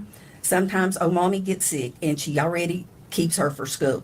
I talked to her. She said that was fine. Okay. So essentially she's indicating that Sue can babysit. Is that right? And Sue is your sister? She is. Okay. And then what do you say to Megan? Sue wants you to call her. She wanted to know if you had a pack and play you could bring. Okay. And what does Megan say?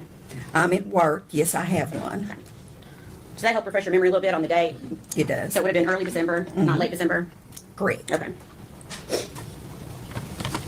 Now, is there a reason you were not able to babysit? I had broken some ribs. I had 2 broke ribs. Okay. And so you essentially gave her the name your sister Sue Whitson.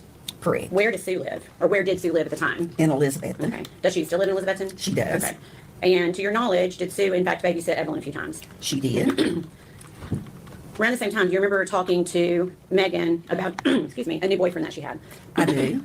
Do you remember what that boyfriend's name was? Hunter Wood. Okay. And did Megan ever reach out to you about Hunter Wood? She did. Okay. And do you remember when that was?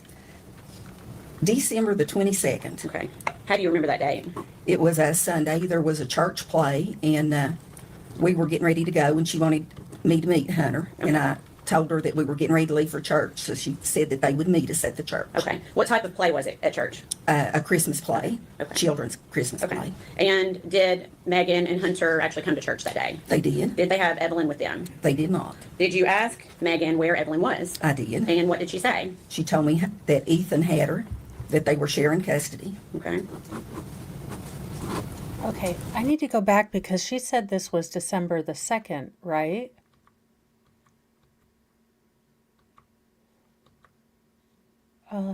About Hunter Wood. She did. Okay. And do you remember when that was? December the 22nd. Okay. How do you remember that date?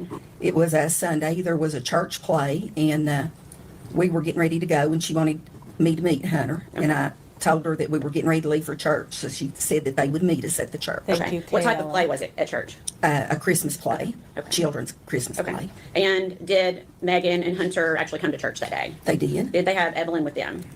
Bold move, Megan, going into church, living in sin, and don't know where your baby is. I mean, I know Jesus doesn't judge or something like that, but I hope he wore Crocs because anything with metal I would think would attract lightning. Again, that's why I wear Crocs. I'm a little too mouthy to be a really good Christian, so I wear Crocs to keep everyone safe. They did not. Did you ask Megan where Evelyn was? I did. And what did she say? She told me that Ethan had her, that they were sharing custody. Okay. Did she appear sad when she told you that? She seemed fine. Okay. Did she act like anything was wrong that day? No. Okay.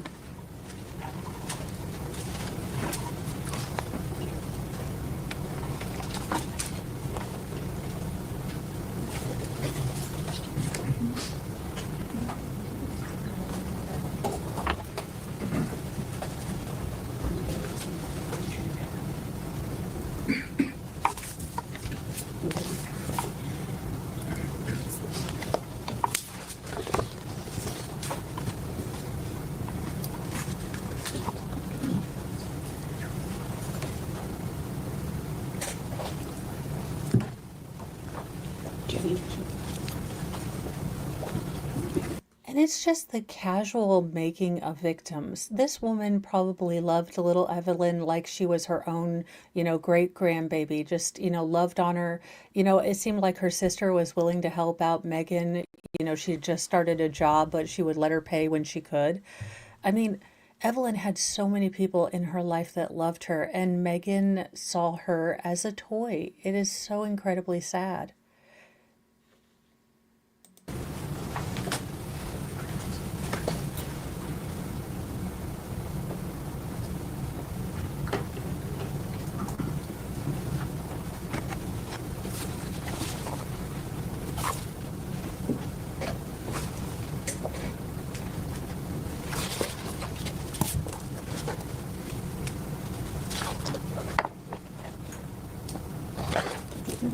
Although, you guys, I did tell Mr. Mo if I ever get to 500,000, we're getting 2 corgis, and I'm naming them Mork and Mindy.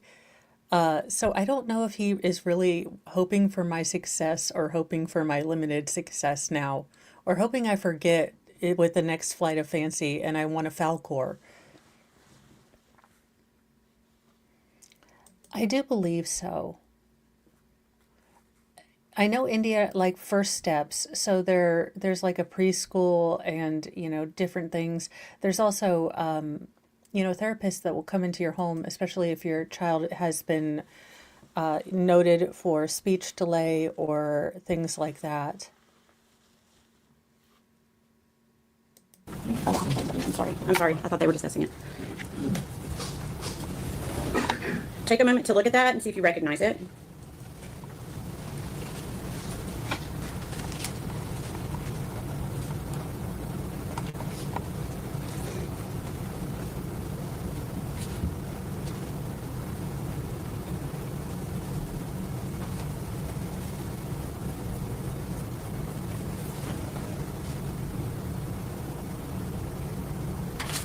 Do you recognize that? Okay. Can you tell me what it is? It's text messages between me and Megan. Okay. What date were those messages sent? January the 13th. Of 2020? Yes, ma'am. Okay. Is that a fair and accurate representation of your conversation with Megan on that date? It is. And we'd ask that be made exhibit number 88. Jackie? No, sir. What was Evelyn?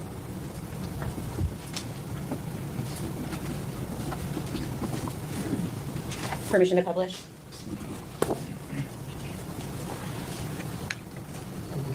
Okay. So it looks like you start this conversation by asking how she and Evelyn are doing. And what does Megan say in response? Good. Ethan has half custody now. Okay.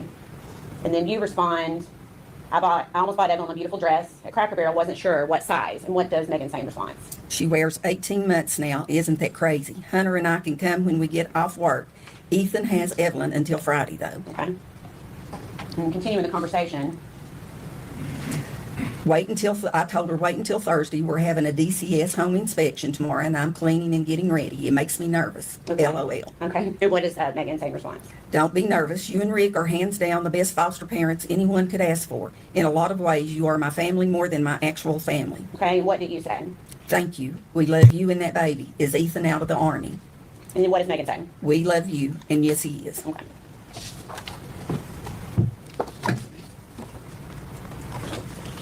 This woman took you into her family, took you into her heart. We're going to move forward to You and your February baby. 2020. We're not going to be able to say what somebody told you, okay? Do you remember, though, being contacted by someone named Shirley Boswell Lowry? I do. And who is this person? Megan's aunt. Okay, how did she contact you? First by Facebook Messenger, and then I asked her to give me a call. Okay, give me just 1 second.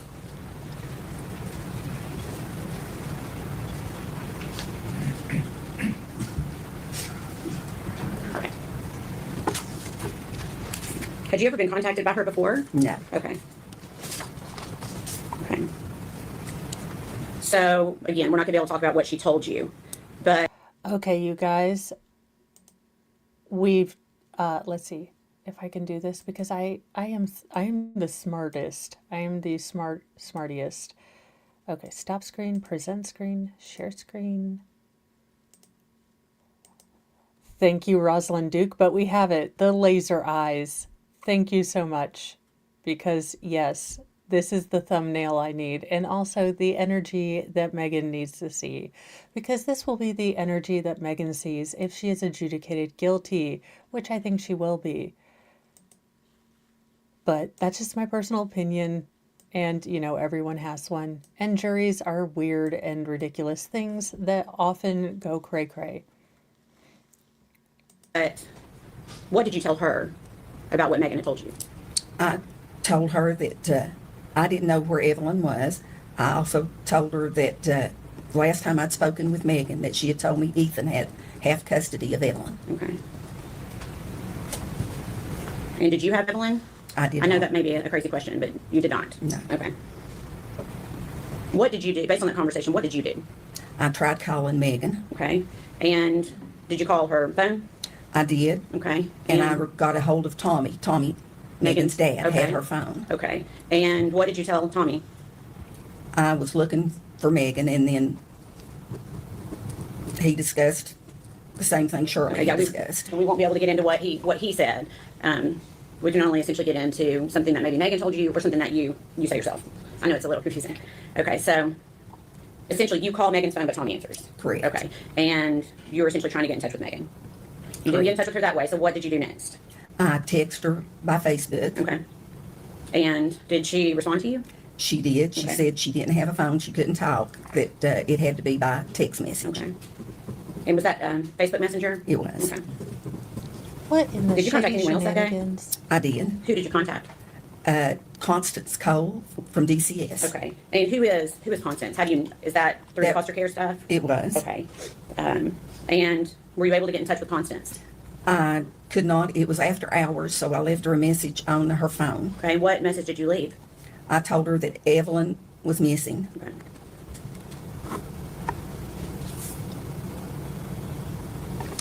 So when is the last time you yourself saw Evelyn alive? When she brought her to my home in September. September. Would that be September 2019? Okay. All right, please answer any questions the defense has for you. Good morning, Ms. Scott. My name's Gene Scott. How are you? I'm fine, you? I'm good, thank you. I want to talk to you just a little bit about, you came to know Megan when she came into your care, foster care. That's correct. She was pregnant at the time. She was. Okay. Did you go to doctor's appointments with her, take her there and stuff? I did. Okay. How did her pregnancy go? Did it seem to go normal? It did. She was a little underweight, but she started putting on weight once she got there. Okay. You said Megan was underweight when she came to live with you? She was 7 months pregnant, and you couldn't even tell she was pregnant. Good. Were you present for any medical procedure she received while she was pregnant? No, I would take her, but I would stay out in the lobby. Do you know if she had any medical issues while she was pregnant? No, You don't know? Or? I don't know. Okay. Had you been told she had intrauterine growth restriction? Never object to hearsay. Probably is. So you didn't witness any procedures? No. I feel like you want to say more. Well, I do know. Okay, we're going to look up intrauterine growth restriction.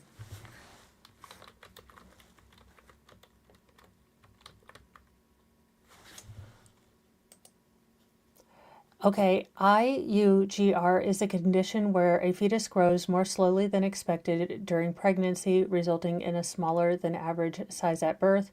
Causes can be placental problems, insufficient flow of blood, or damage to the placenta. Maternal factors such as diabetes, high blood pressure, anemia, malnutrition.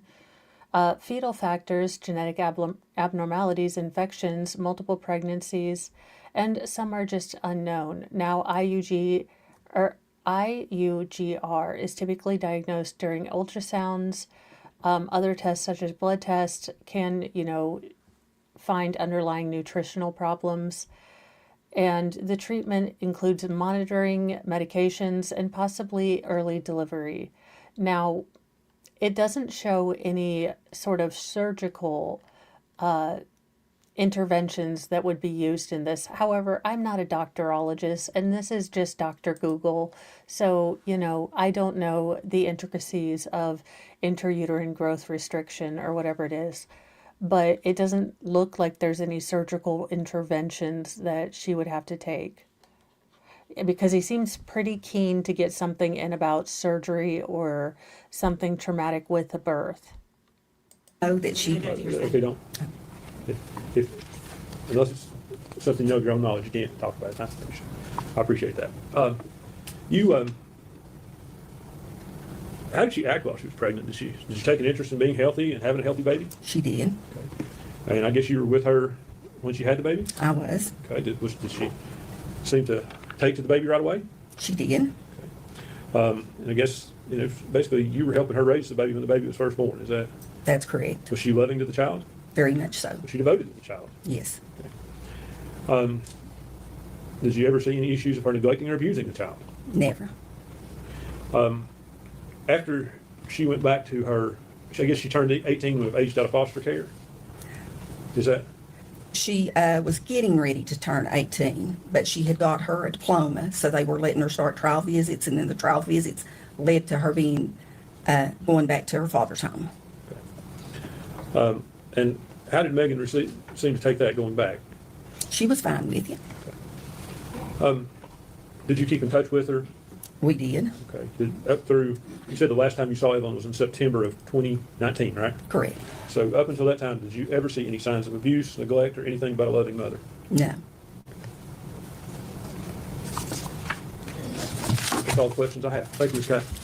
And what the defense doesn't get, and I don't understand how they have this blind spot, but again, going on and highlighting that she was a good mom up until she threw it. Basically, it is painting a very clear picture that she threw her baby unfortunately, it is an apropos phrase. She threw her baby away for a man.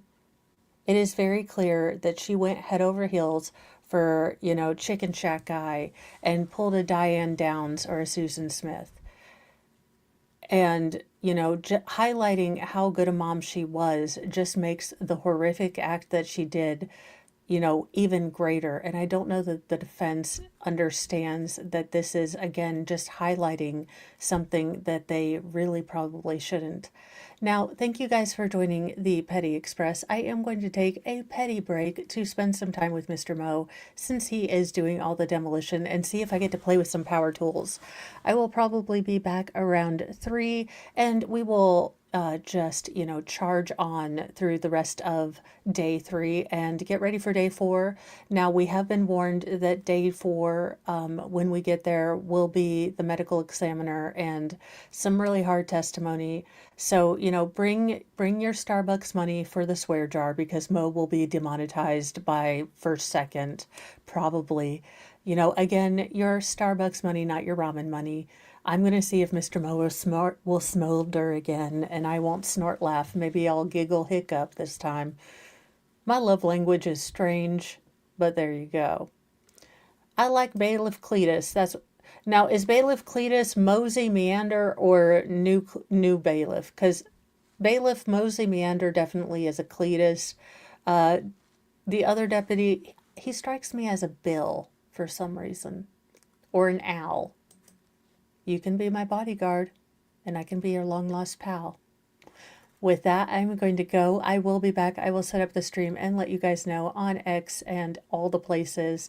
Make sure you hit the notification button and subscribe, like, and share this, stream and this channel with your friends if you think that people deserve to join the Church of Mo, which everyone does because everyone is welcome in the Church of Mo. Just keep your kazoos, not harmonicas, your kazoos and your recorders at home. I will see you guys in just a little bit. Bye, guys.